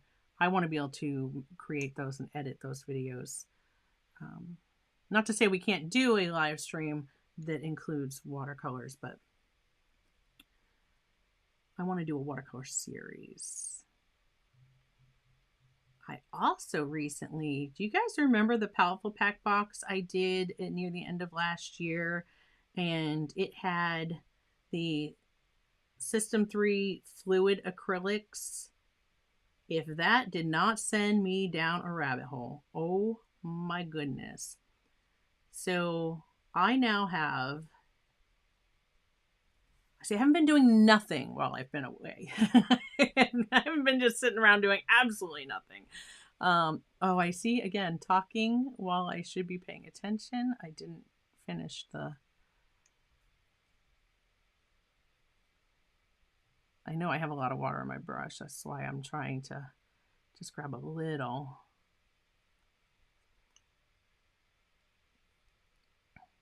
Yeah, I don't think that's going to be a great example. That's better. And maybe a little swish in there. Okay. I have a new table that's in the studio. I don't know how I fit a different table in here, but I did. And so now we have burnt umber. Burnt umber is our last color before black. And again, you see how similar these are? Like the PR red, maybe, versus burnt umber. Or maybe burnt umber with a little white, and you can get down to the raw sienna color. Like, I don't know, but I just want you guys to see how many. There are a few that look very similar. So now we have the excuse me, this is burnt umber. That was burnt sienna. And I was saying maybe you could add a little white to get you down to the raw sienna, is what I was meaning to say. This is burnt umber. And I'm going to do, I guess, 1 and 1. We'll do burnt umber here, and we'll do black on that other one. And this guy is going to have to be our white. And we'll come back in and put some decoration on that too.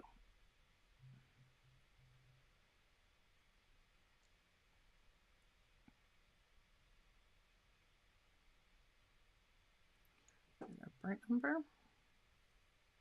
Yes, I keep wanting to say raw umber. It's not. This is burnt umber. See how it's almost black in its mass tone. Such a deep color. So anyhow, I was saying I went down this rabbit hole, and I got some stuff to do some fluid acrylic. So if fluid acrylic is your jam, or acrylic paints, I'm really thinking about, once I get back in the swing of things and I'm feeling good and life is going great again, I really would like to do a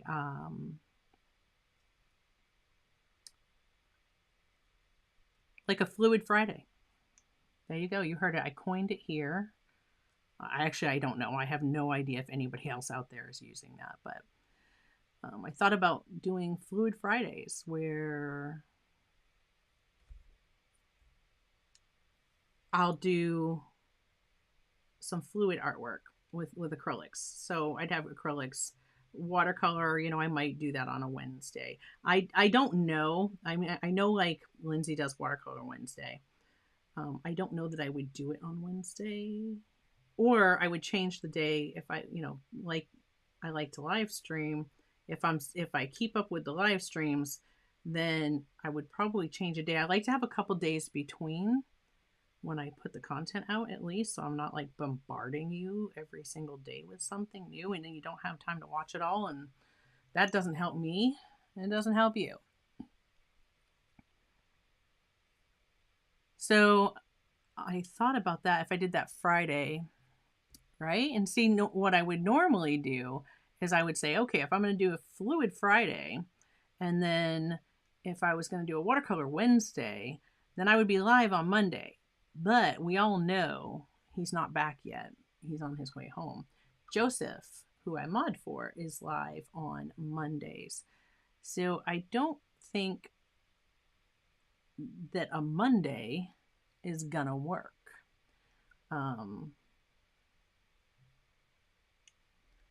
And I know if I went to a weekend day for my streaming, I would probably do like a Sunday, but I wouldn't.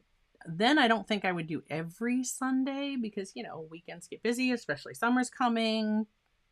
So I don't know. You guys will give me a comment about what you think. Yeah, see, live on a Sunday. I don't know. That's what I was saying, Tara. If I switched the day I went live on, if I started doing it as a regular thing where I was doing acrylics on Fridays and watercolor on Monday, then I would probably do, watercolor on Wednesday. But what I may do, yeah, see, I just don't know. Drop a comment. Let me know. What do you think? If I pick up extra days, because I don't think it would be hard for me to do.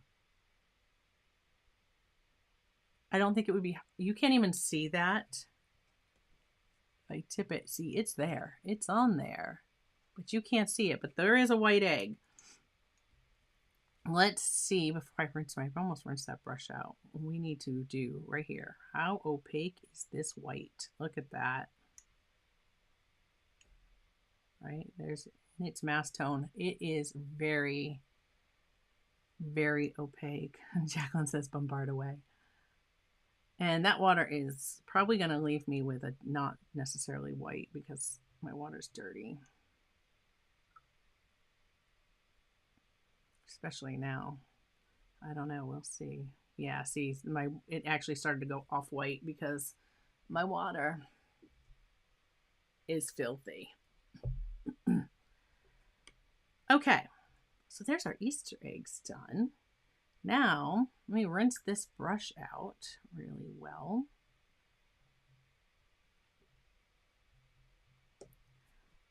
What I would like to do is take some water. I'm going to have to grab 1 second because I have them right here next to me. At least I should.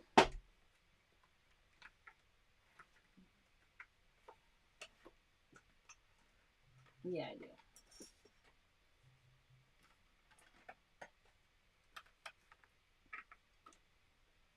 I'm grabbing one of my plates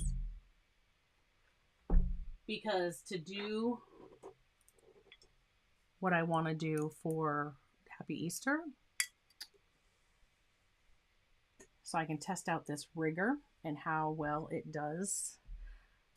Because there's the rigger and then, you know, there's 4. If you're not comfortable with doing work with like this with a long rigger and you use a short round, we can try. I can show you both. All right.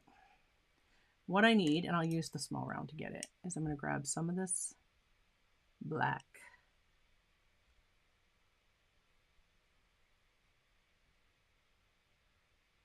There we go. And we're just going to put some water in it. I need it to be fluid. So how does, while we're on this, and then this has already got paint all over it, our number 4 round, how well does it hold its point? Yeah, I'll put my hand on that. Let's start here.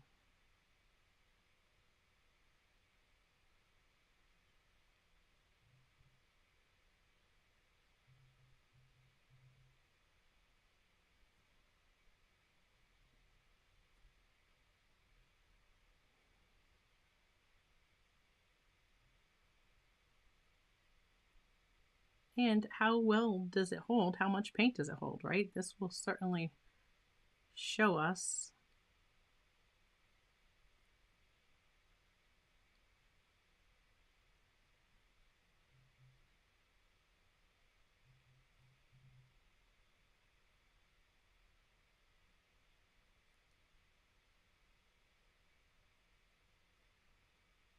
How's that for you? I could still keep going. That held some paint. That was great. They really do hold a lot. I think those would be wonderful for if you like a really springy brush, like I showed you before. Like that brush is like even like there you go. It's wet. That brush has some spring to it. So my question was, if I have that brush and it's all loaded up with my paint,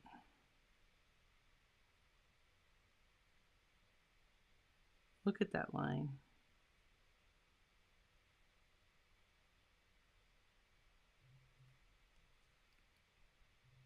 I kind of flicked it past. One of the downfalls of a very, very springy brush. If I let go the wrong way, it's going to fling forward.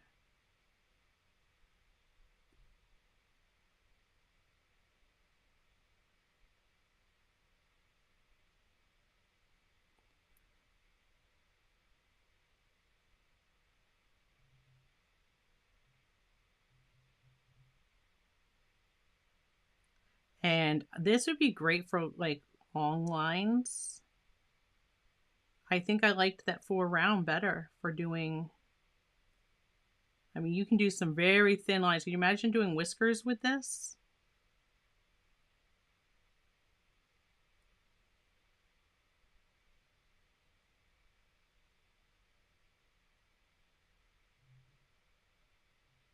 And you see how well, like, it is holding. It's not bending. It's definitely holding its shape.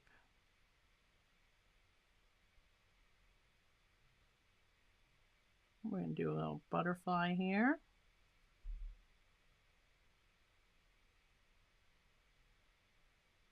Look how nice, fine lines you can get with that. That's beautiful. And I'll paint the butterfly in.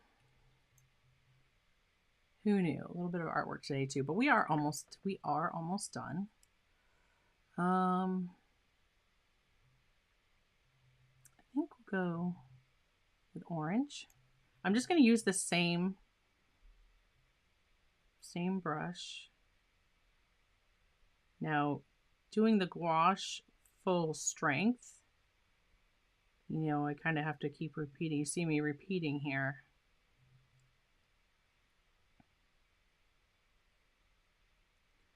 Because it doesn't want to flow off the brush as easily.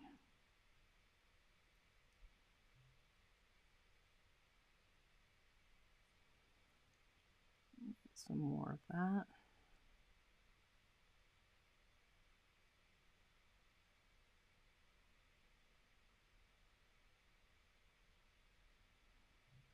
But I think I'm going to come back in a moment. I'm going to let this dry for a minute, and then I'm going to come back with my black here and see just how well. And some of this black is drying, so I'll be able to show you that this edge is drying. We'll re-wet that so you can see. It re-wet so wonderfully.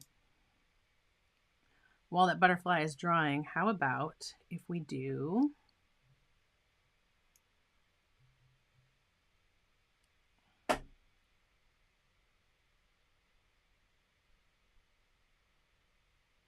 some marks here.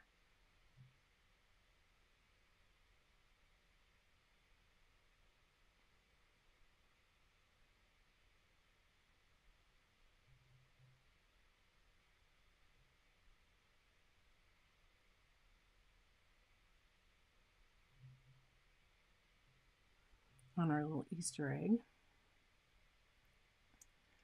My clean water is no more. The other water was just so dirty.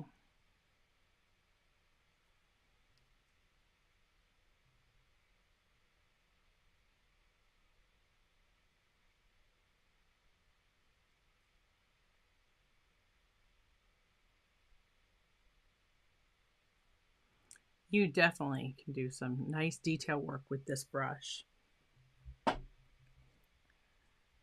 So if you're looking for a good rigger that has beautiful spring to it, this might be something you consider. All right, let's go back to our black here. Oh, I had a drop of water on my ferrule. That could be a disaster.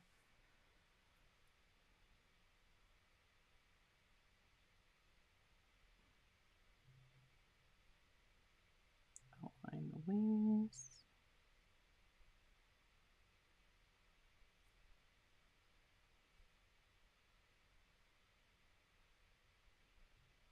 My eyes went a little cross-eyed. I leaned into it like I didn't see that my brush was touching my paper. And if I just want some little, oh, I see again, I touched too long.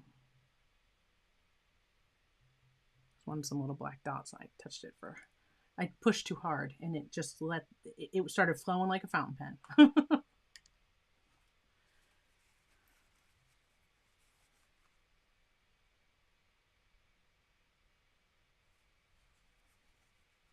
I'm just picking up a little bit of that extra black. It's fine. It's fine. We could also outline a white egg. gonna do.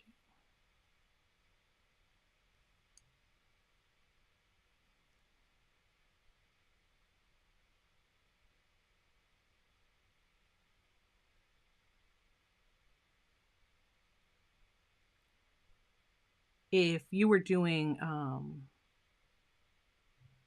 got a little wonky with my line, but I don't care. If you were doing grasses, like flicking some grasses, oh, this would be a beautiful brush. Now, if you can see here, you can see this black has dried. Let me just come in here with some water. See how easy that re-wets? No problem. So if your question was, do they re-wet? Yes, they do.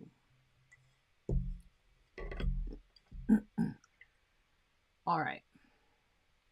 So one last thing before we go, as promised, I wanted to compare a couple of, let me just kind of bring this up so you can see all those colors together. You can see which ones are similar, and you can always pause this, take a screenshot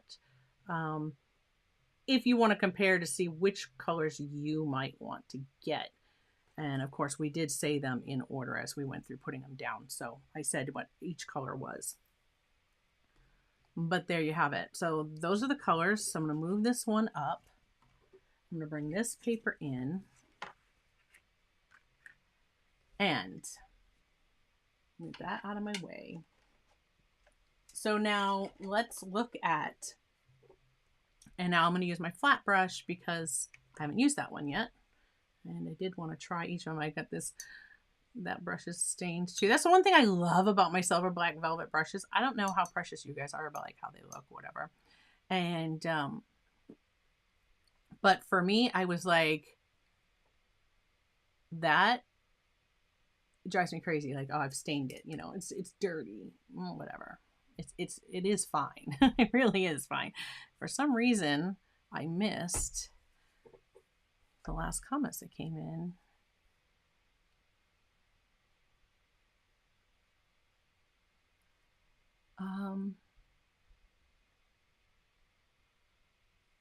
Oh, so Tara, great question. And that I'm sure came in when I was painting the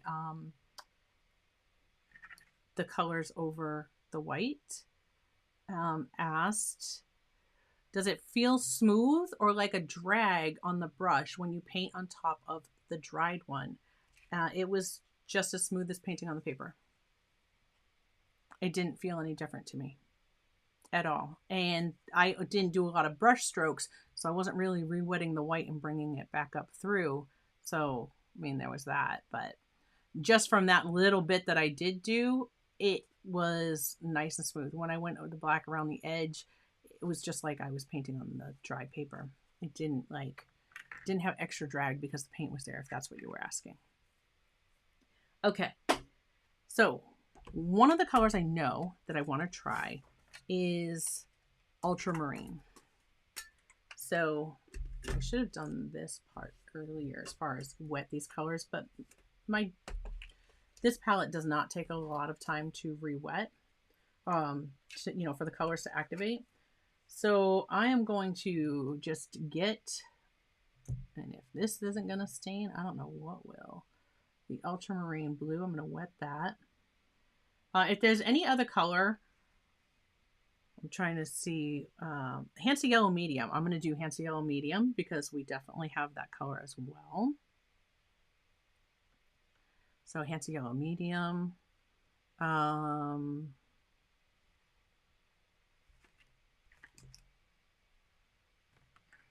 just looking for crossover here. The Indian Red. We'll do Indian Red. Whoa, almost went to my dirty paint.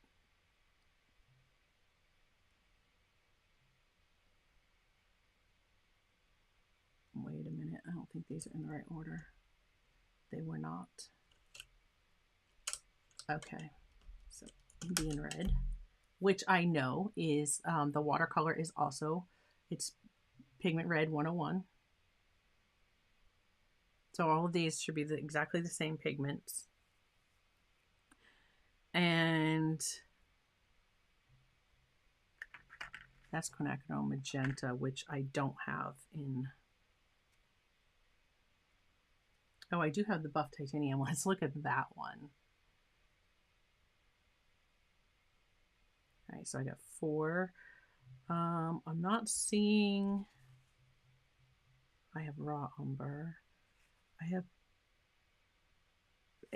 have burnt sienna. All right, we're gonna do those colors because those are the ones I see that I definitely have crossover.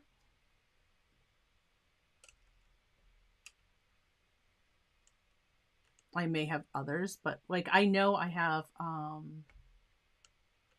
is it right here? If it's right here, I should have wisteria. And so I'll do that one. Because that is in my little this Daniel Smith palette. If I can get that one open. Yeah, it's wisteria is right there. And we'll wet that.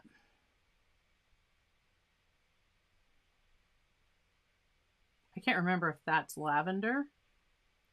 I didn't write that down. Okay, give me just 1 second.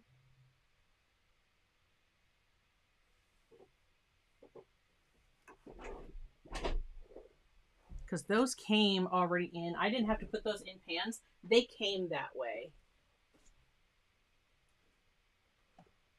And while I know I saved that box, I'm not seeing it like right in front of me. So, because if that, I think that is lavender. I am like 99% positive, but I'm only 99%. Oh, it's right here. I knew it wasn't far. Yeah, it is lavender. And that is wisteria. So we'll do those because those are also in the gouache. Those were beautiful colors in the watercolors.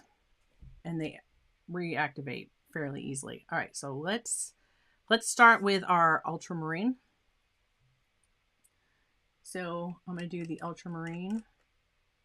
And this is just going to be, so right from my pan. So there's the ultramarine in the watercolor. Same exact pigment.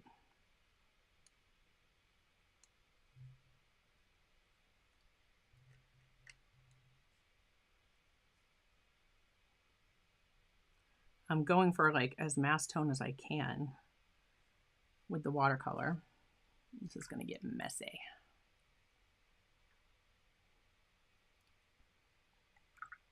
Okay. And then we will go with, because these are good, and I believe these are the ones that are in your starter set. And there's a Daniel Smith's, the watercolor paint that has those same 3 colors in it. The ultramarine, the Hansa Yellow Medium, and I think it has, I don't think it's Pyro Scarlet. I think it's Carmine. I could be mistaken. Whether it's either Carmine or it's Pyro Scarlet that comes in that set. I'm not recalling. All right, so next we're going to go to the Hansa Yellow Medium.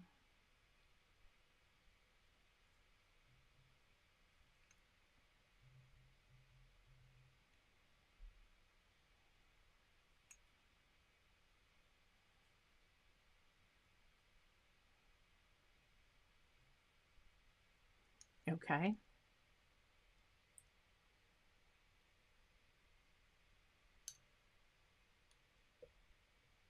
What did I say? Pyro Scarlet.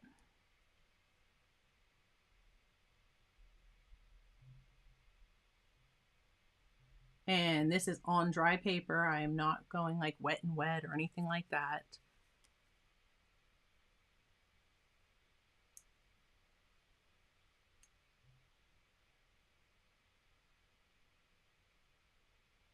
Okay, so on our right will be our watercolor.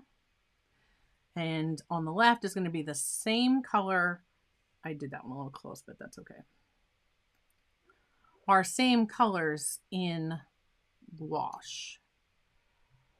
And then I've got Indian red, Probably should have done them a little closer together at the top. That's okay. Indian red. And that just looks so much like the gouache. I mean, you can definitely, I can tell by swatching these, they're definitely the same pigments. I don't have any doubt that they're using exactly what they're using for their watercolor in their gouache. And burnt sienna.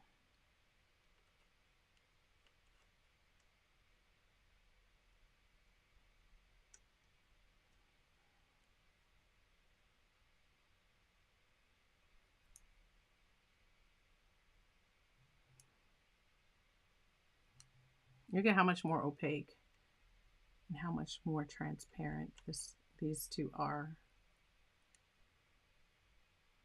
Trying to get closer to its mass tone here.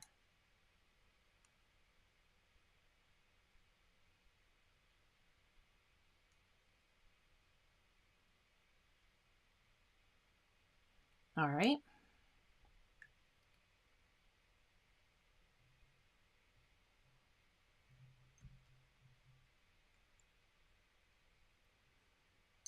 And I believe then we were just doing these two, which will go lavender.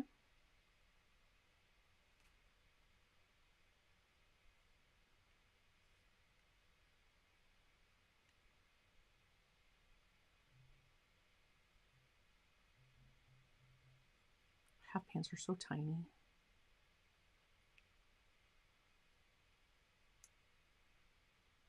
All right, so there's my lavender.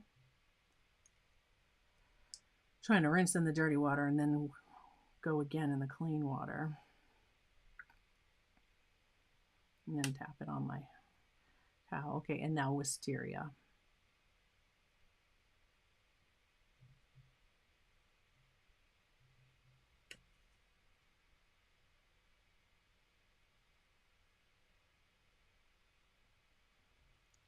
Which is definitely already a more opaque watercolor, because it too is made of the same pigments. So it has titanium white in it. All right, I'm gonna put the gouache beside these so that you can see. And then if there's any other questions, drop them in the comments. So first we had ultramarine.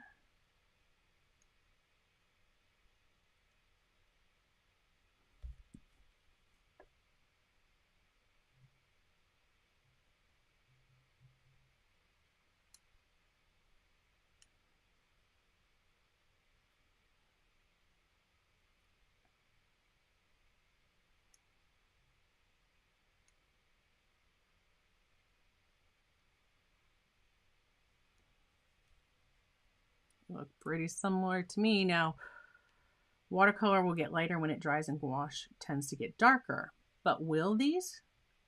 That was one of my questions, because if it's the same pigment and if it's the same paint just using more pigment to reach gouache, is that color shift going to be any different between the watercolor and the gouache? So then we have the Hansa Yellow Medium. Yes, these are the crazy things that my mind just wants to come up with when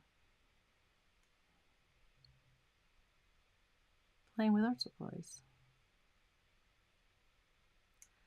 Now the watercolor, I mean, you can see there, the watercolor is definitely much more transparent. Much more transparent.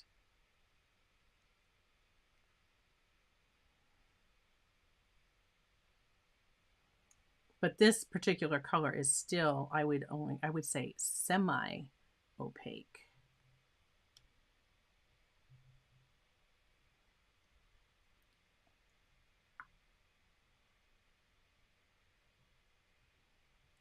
All right, and Pyral Scarlet.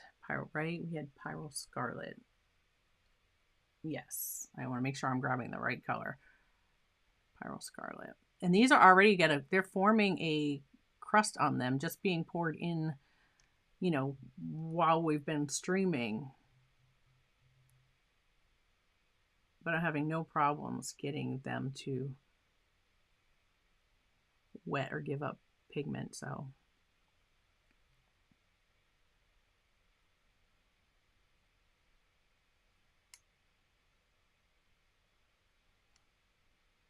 And I would say that one too. Now these three colors, I would say, are all semi-opaque.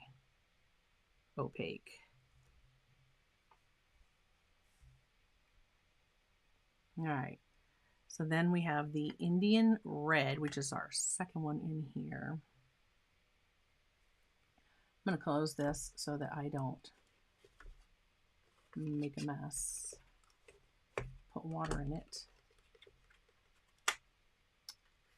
So I'm going to try to close it.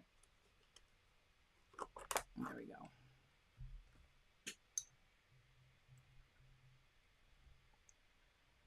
So we have Indian Red.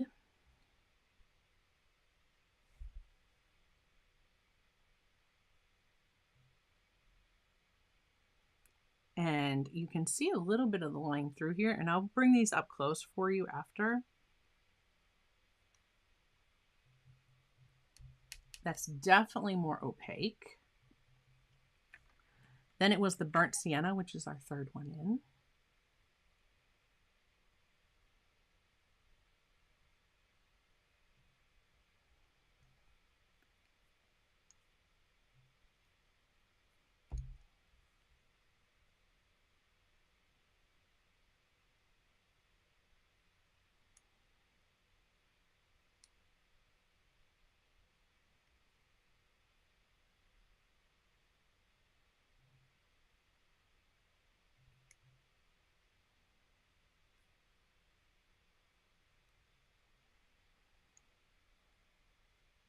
All right. And our last two, we have Lavender and then Wisteria.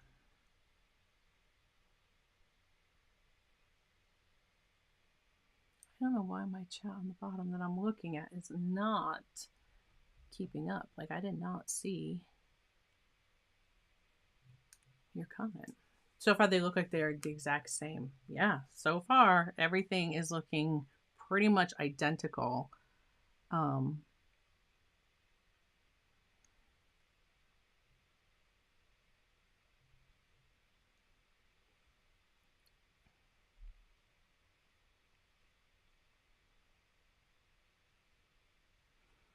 With the exception that I think you can see the gouache is definitely more opaque than the watercolor.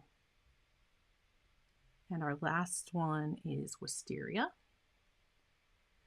But and they feel very similar. Like if I feel the watercolor in its mass tone and, you know, like wet out of the tube, and I feel this wet out of the tube, they are quite similar as far as how easy they are to lay them down.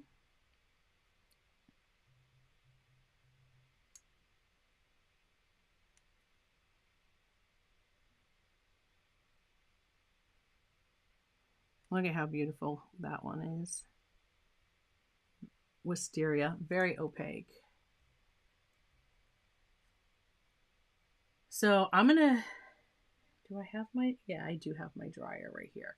I'm gonna dry these just for the purpose of making sure that all the colors are dry. And let's see how they look together. So just 1 second. I'm gonna mute you.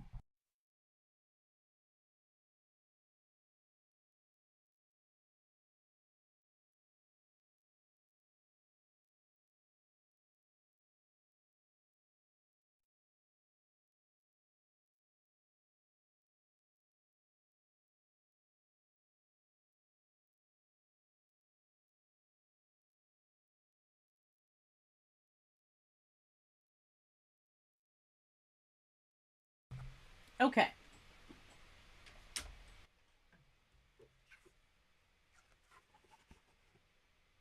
You can definitely see the difference. Now, in the burnt sienna,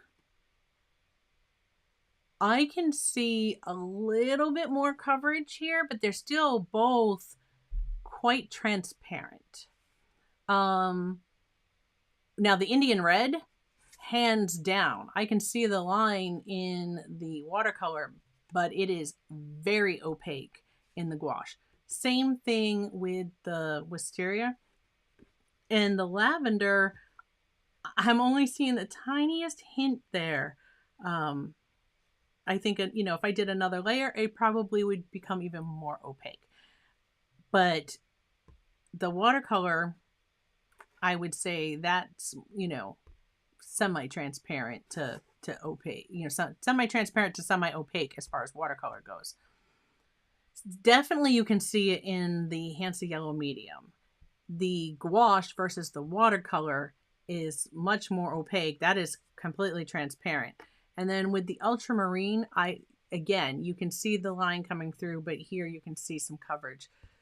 Same thing with the Pyrrole Scarlet. You're seeing that coverage, a little bit more coverage on that black line, but still these three colors I would say were, semi-opaque, if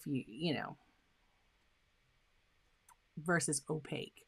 So not every color is 100% opaque in this set of gouache, but they are all definitely more opaque than their watercolor counterpart, if that makes sense. I like them. I have to do a painting, like a real painting with them and see how I feel about them. But am I disappointed that I got them? Absolutely not. I bet you, and I haven't done it, obviously. I haven't done it yet. You guys saw me just unbox these. If I wanted to paint with these like I do their watercolors, I bet I could water that down and paint with them just like I do the watercolors. One of the other things that I was questioning was the ability for that ultramarine. I'm going to go wet and wet here. I'm just going on the back side. So this is not as textured, so it may not show up as well. But I know that this is definitely a granulating color.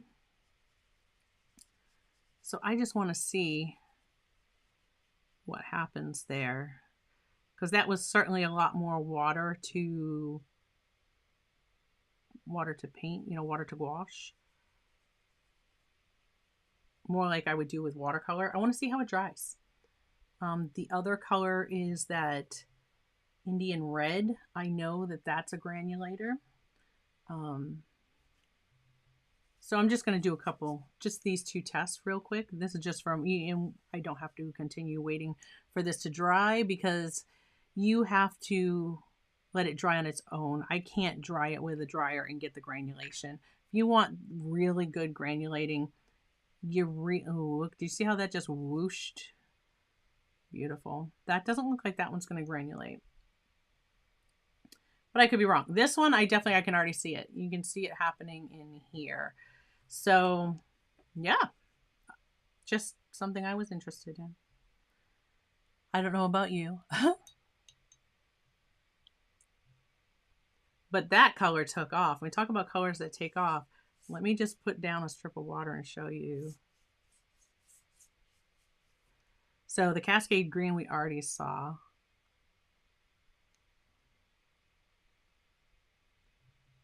You see that one go? So that is our Indian red.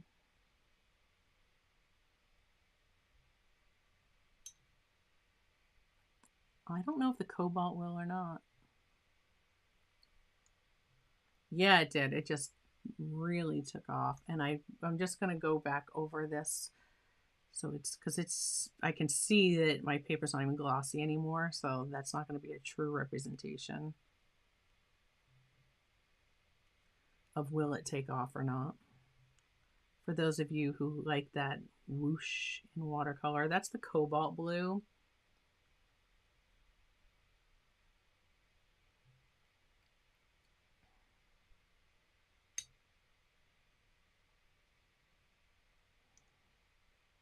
Let's see it versus the ultramarine.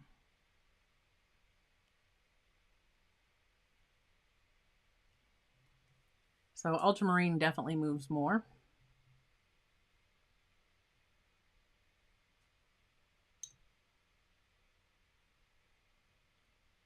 I don't think that this Quin Magenta is going to, but we'll see. Yeah, nope. See, that pretty much is staying put. And this is something that's also good to know, because if you're doing a painting and you have similar colors, like say I don't want my color taking off on me so much, I might choose the cobalt over the ultramarine because I know ultramarine is just going to explode on me. That Cascade green, I mean,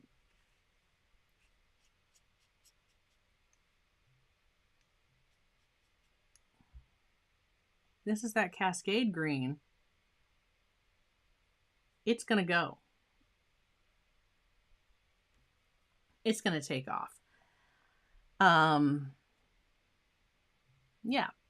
If that's the Indian red was like, wow. So if you want to see other colors, will they take off or not? I'm going to experiment with these some more for sure.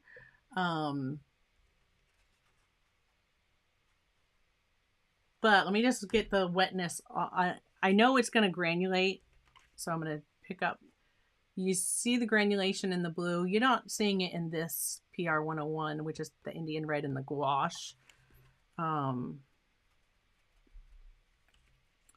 that I've got some of that up, I'm going to flip that back over. But there is your comparison one more time. The left side is the gouache. The right side is its Daniel Smith counterpart in watercolor. So the gouache is definitely more opaque than the watercolor. They both lay down just as smooth. Hi, Starving. Now I can really show you.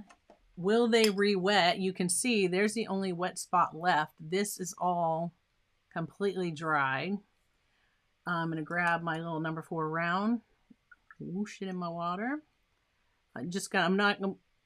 So it's not dripping, but there's plenty of water in this brush. Do those re-wet? They re-wet perfectly. They re-wet just like the watercolors do. So really easy. So I'm not going to be afraid if any of these dry out in this palette. I won't worry about that at all now. So yes, they will re-wet. There's all of our little Easter eggs. I hope everybody has a safe and happy Easter if you celebrate Easter. And here are our swatches one more time, with the line on the left being mass tone, and then there's dipping in the water once, and then more like watercolor by dipping it again. I don't know why this bled in this Hansa yellow. This is a alcohol marker. I don't know why. That's the only color I did it with too, but I don't know. And you see the white, of course, that's where my dirty water came in. But look how nice and opaque the white, titanium white is, just as I would expect it to be. That Quin Magenta is just beautiful. So again, that's all 22 of the Daniel Smith gouache colors, the new extra fine. Wow, the words would not come. Sorry, guys. The new Daniel Smith extra fine gouache. And you see that there are some that are quite similar. So again, I said every color as I was laying it down. You can look at this little chart, take a screenshot, whatever, and pick and choose your colors. I definitely recommend getting the little starter set that came with the titanium white, ultramarine blue, Hansa yellow medium, and the other color was Pyro red. And I did like the Pyro red. I think I would forego Pyro scarlet if I was thinking of which colors could I give up and not get right away, because I just want to get this set of 4, which is more cost effective, because that set of 4 is going to come with 4 15 milliliter tubes, which is the same size as the other ones, and less than what it would cost for 4 of the tubes individually. Yes, the question, great question. There we go. Is there only 22 in the range? Yes, there is. There's only 22 colors in the complete range for the gouache. And yes, that is for now. They've already, they being Daniel Smith, the company, has already put out that they will be creating and releasing more colors in the future. They may do another release where it's like a series of colors. I don't know when that will be. I haven't heard anything about that yet. So, of course, I'll keep you posted because it's Daniel Smith and I love their products. From first touch on these, yeah, I would recommend. I like them. They're just as smooth and easy to lay down as their watercolors. I've done 0 mixing with them, so I can't speak on that. We will use these again soon. I'll have to do a painting. I'll play around with them some more. The lamp black, which that's the black that I had on the plate here, it is definitely very matte. I mean, up here where this is dry, I mean, you see there's no reflection there. The reflection's all around it, but it's not reflecting. It is definitely matte and it is nice and dark. And lamp black was a pigment that I don't think I had, and that was PBK 6. And they do have all the pigment information on the tubes.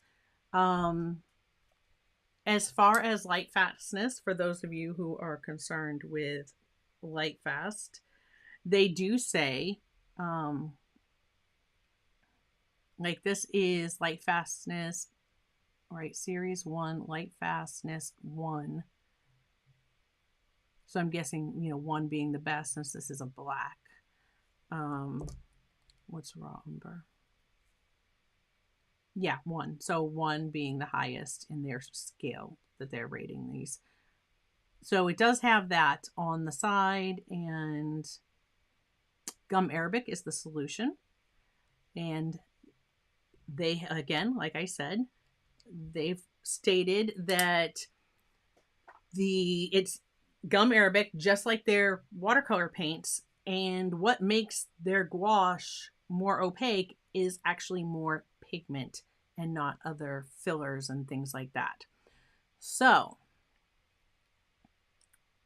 how are these, I showed you that, yes, they definitely, this one here, they're definitely more color than the watercolor counterpart. So given that they're both in gum arabic, they're the same pigments. The same pigment that they use in the watercolor is the same pigment they use in the gouache. The only difference is they put more pigment into the gouache. They both have gum arabic as their binders. So if you want the colors more opaque, definitely get those colors in gouache. But I could see, and I'm not saying this is not Daniel Smith, they have not put this out, but I could see how you could use the gouache and it re-wets just like my watercolors do. Super easy. So I could see that if I watered this down, I'm gonna get something close to this, but because we looked at that right here, that is me watering it down to be like watercolor. So this is the gouache thinned to be like watercolor, and you see how close they are. Same with the, let's see, we're on Pyrrole Scarlet, which is this one. You see there, that's when I added the water. Look at how much they look exactly alike. For the ultramarine, I didn't get as much of a strip of that one, but that was right here. They're so very much, if we look at this here, this one is the lavender. Very, very similar. And then there is your wisteria, and there's the wisteria watercolor. You see how similar they are. So, that choice, I leave that up to you guys to draw your own conclusions and make the choices for yourself. They are very similar. If you had the color in watercolor, perhaps do you want it in the gouache? Well, if you want it to be more opaque without adding white, then yes, you'd want the gouache. If you don't have the color, but you have the gouache, you have the color in the gouache, should you also buy the watercolor? In my opinion, me personally, I'm just going to water down my gouache and I'm just going to use that color. So that's my take on it. Yeah, see, so that's excellent. Excellent. So yeah, I don't see any problems mixing the Daniel Smith paint and the Daniel Smith gouache and using them interchangeably.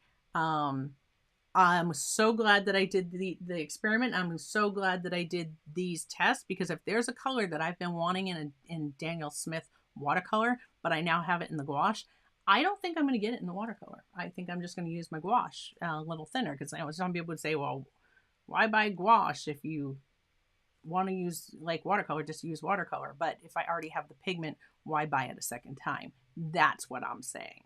So I'm not saying buy this gouache and use it like watercolor, but you could. The other question that I had was, repeat your 4 recommended colors to start with.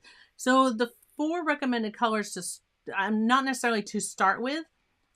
If you are going to get ultramarine, Hansa yellow medium, and pyro red, and titanium white, I would get them. I showed it at the very beginning. That came as a set. This was in a plastic bag.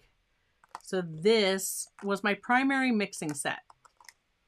So the Daniel Smith primary mixing set that you can buy in watercolor is like these same 3 colors, but you're not getting titanium white. You're getting the titanium white because it's gouache.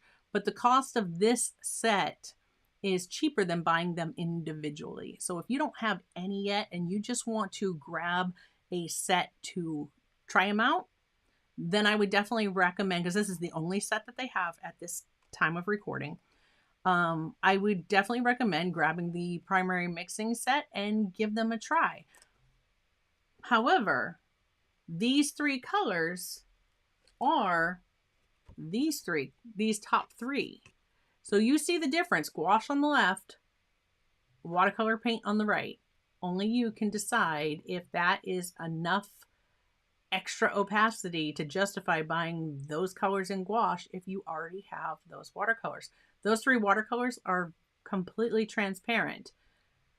I would say they step up to semi-transparent to slightly semi-opaque when you go to the watercolor, or to the gouache rather. So, you know, only you can make that choice if you already have the colors in Daniel Smith watercolor. I hope that helped. I hope that was like some good information about that. I have been waiting since these came out to get them. I'm really excited to have them. Not disappointed that I got them all, and I hope showing you how some of the colors are similar might help you make your choice for which colors you want to start with, if you're only going to get a few and then maybe add some here or there. Like, see these 2 greens, they're very similar. This is definitely a brighter green, where this is more of a muted, you know, the mass tone. This is a bit more muted. Could you get this and add white to it? I don't know. Would you get that color? I'm not sure. That's something for another video. If that's something you want to see, you let me know, and we'll do some mixing to say, hey, if I shrink down my set, can I mix and get all similar colors? You know, let me know. Drop me a comment. But other than that, guys, it was great to be back. I enjoyed spending this time with you. We definitely went over time, and as long as you're okay with it, then I don't mind, because I had so much fun. Will I be live streaming next Thursday? I'm not sure. I am not sure. There's so much that I want to bring you. I have some other watercolors that I need to test out and try. So I don't know, maybe I'll do that next week, and we'll just play with some more watercolor. Also, if you were here for the comment about schedule and thing, like, drop me a comment and let me know. Is there another day that is better for maybe doing the live stream. And if so, then I'd probably put out a video on Wednesday and Friday if I can get the fluid one going. So it would be like fluid Fridays and watercolor Wednesdays. And I don't know what day. I like to kind of space my days out that I drop stuff on YouTube. And Joseph already has the claim on Monday. So Monday's not looking good unless I did it at a completely different time. But then that ties up a ton of my Monday and a ton of his. So hope all of you have a wonderful Easter if you celebrate Easter. And I will see you in another video real soon. After the stream, if you're watching this on the replay, I'm gonna pop another one up right here that you might like to go and watch. But as always, like, subscribe, ring that bell. Thank you so much to all my patrons. And yeah, click this video right here and I will see you in another one real soon. Bye-bye, guys.